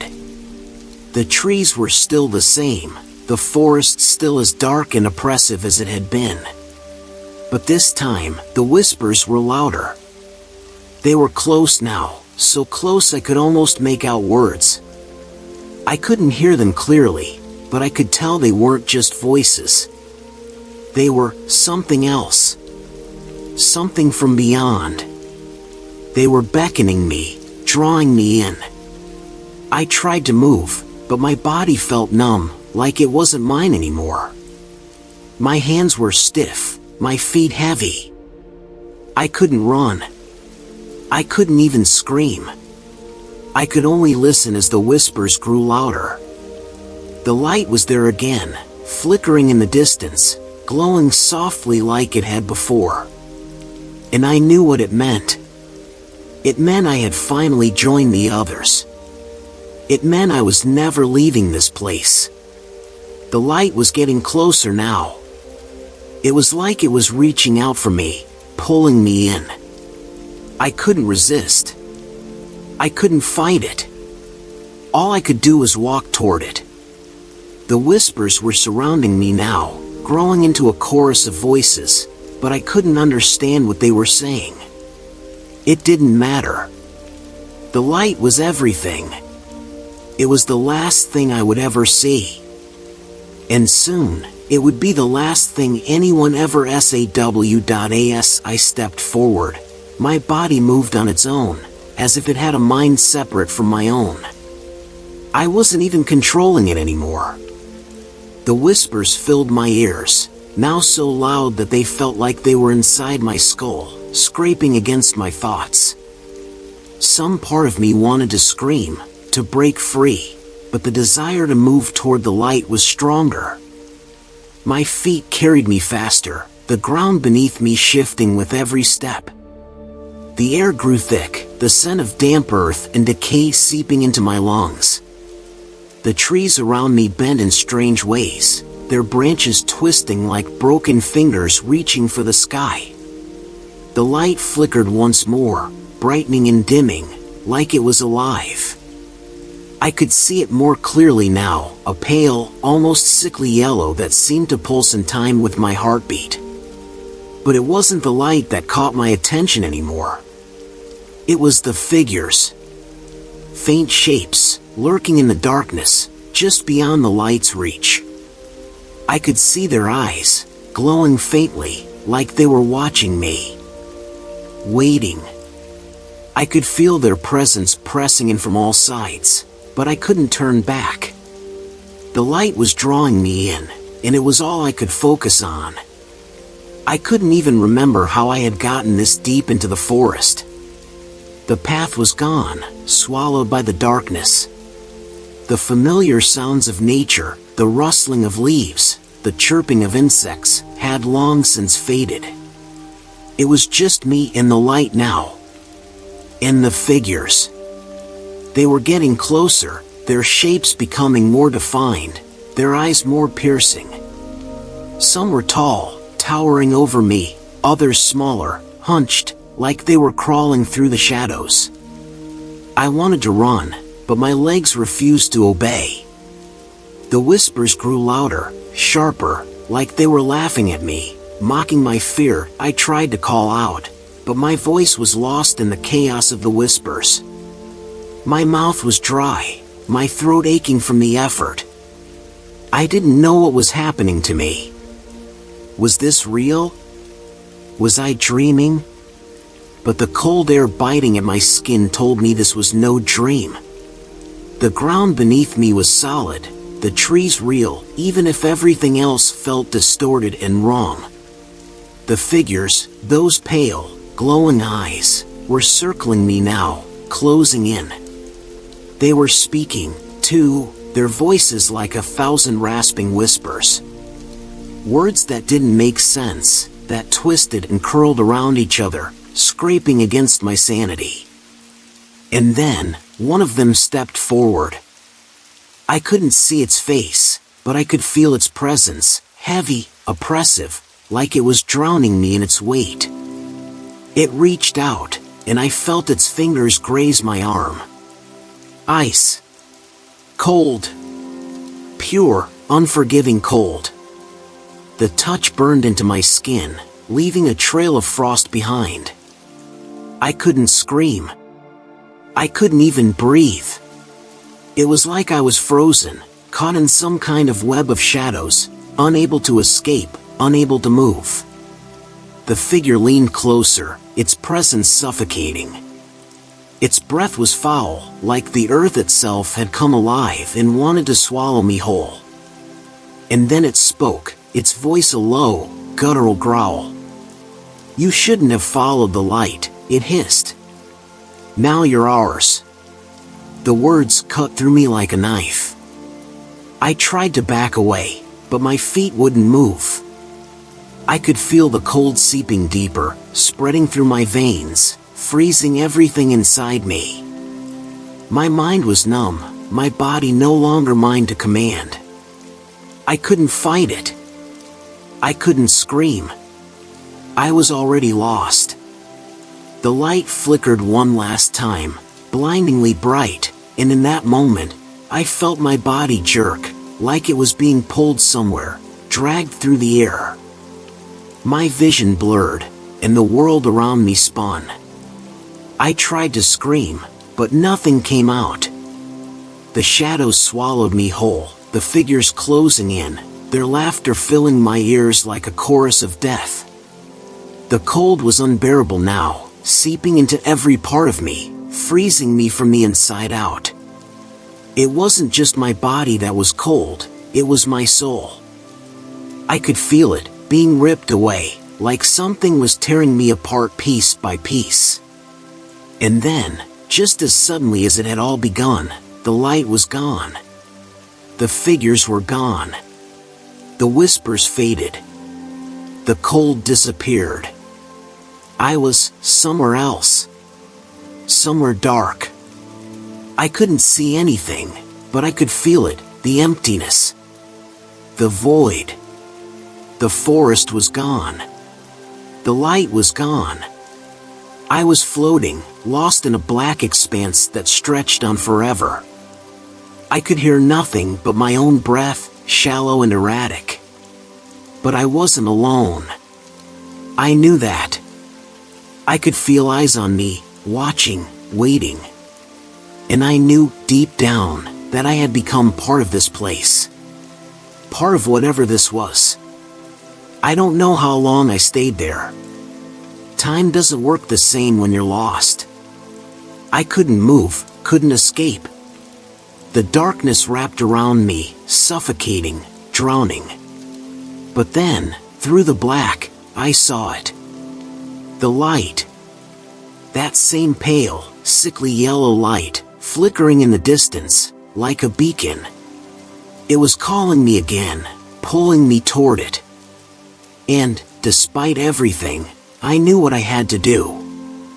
I had to follow it. I don't know how long I've been here now. I don't know if I'll ever leave. The others, the ones who followed before me, they're still here.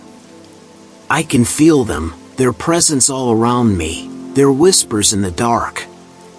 Some of them are lost, like I am.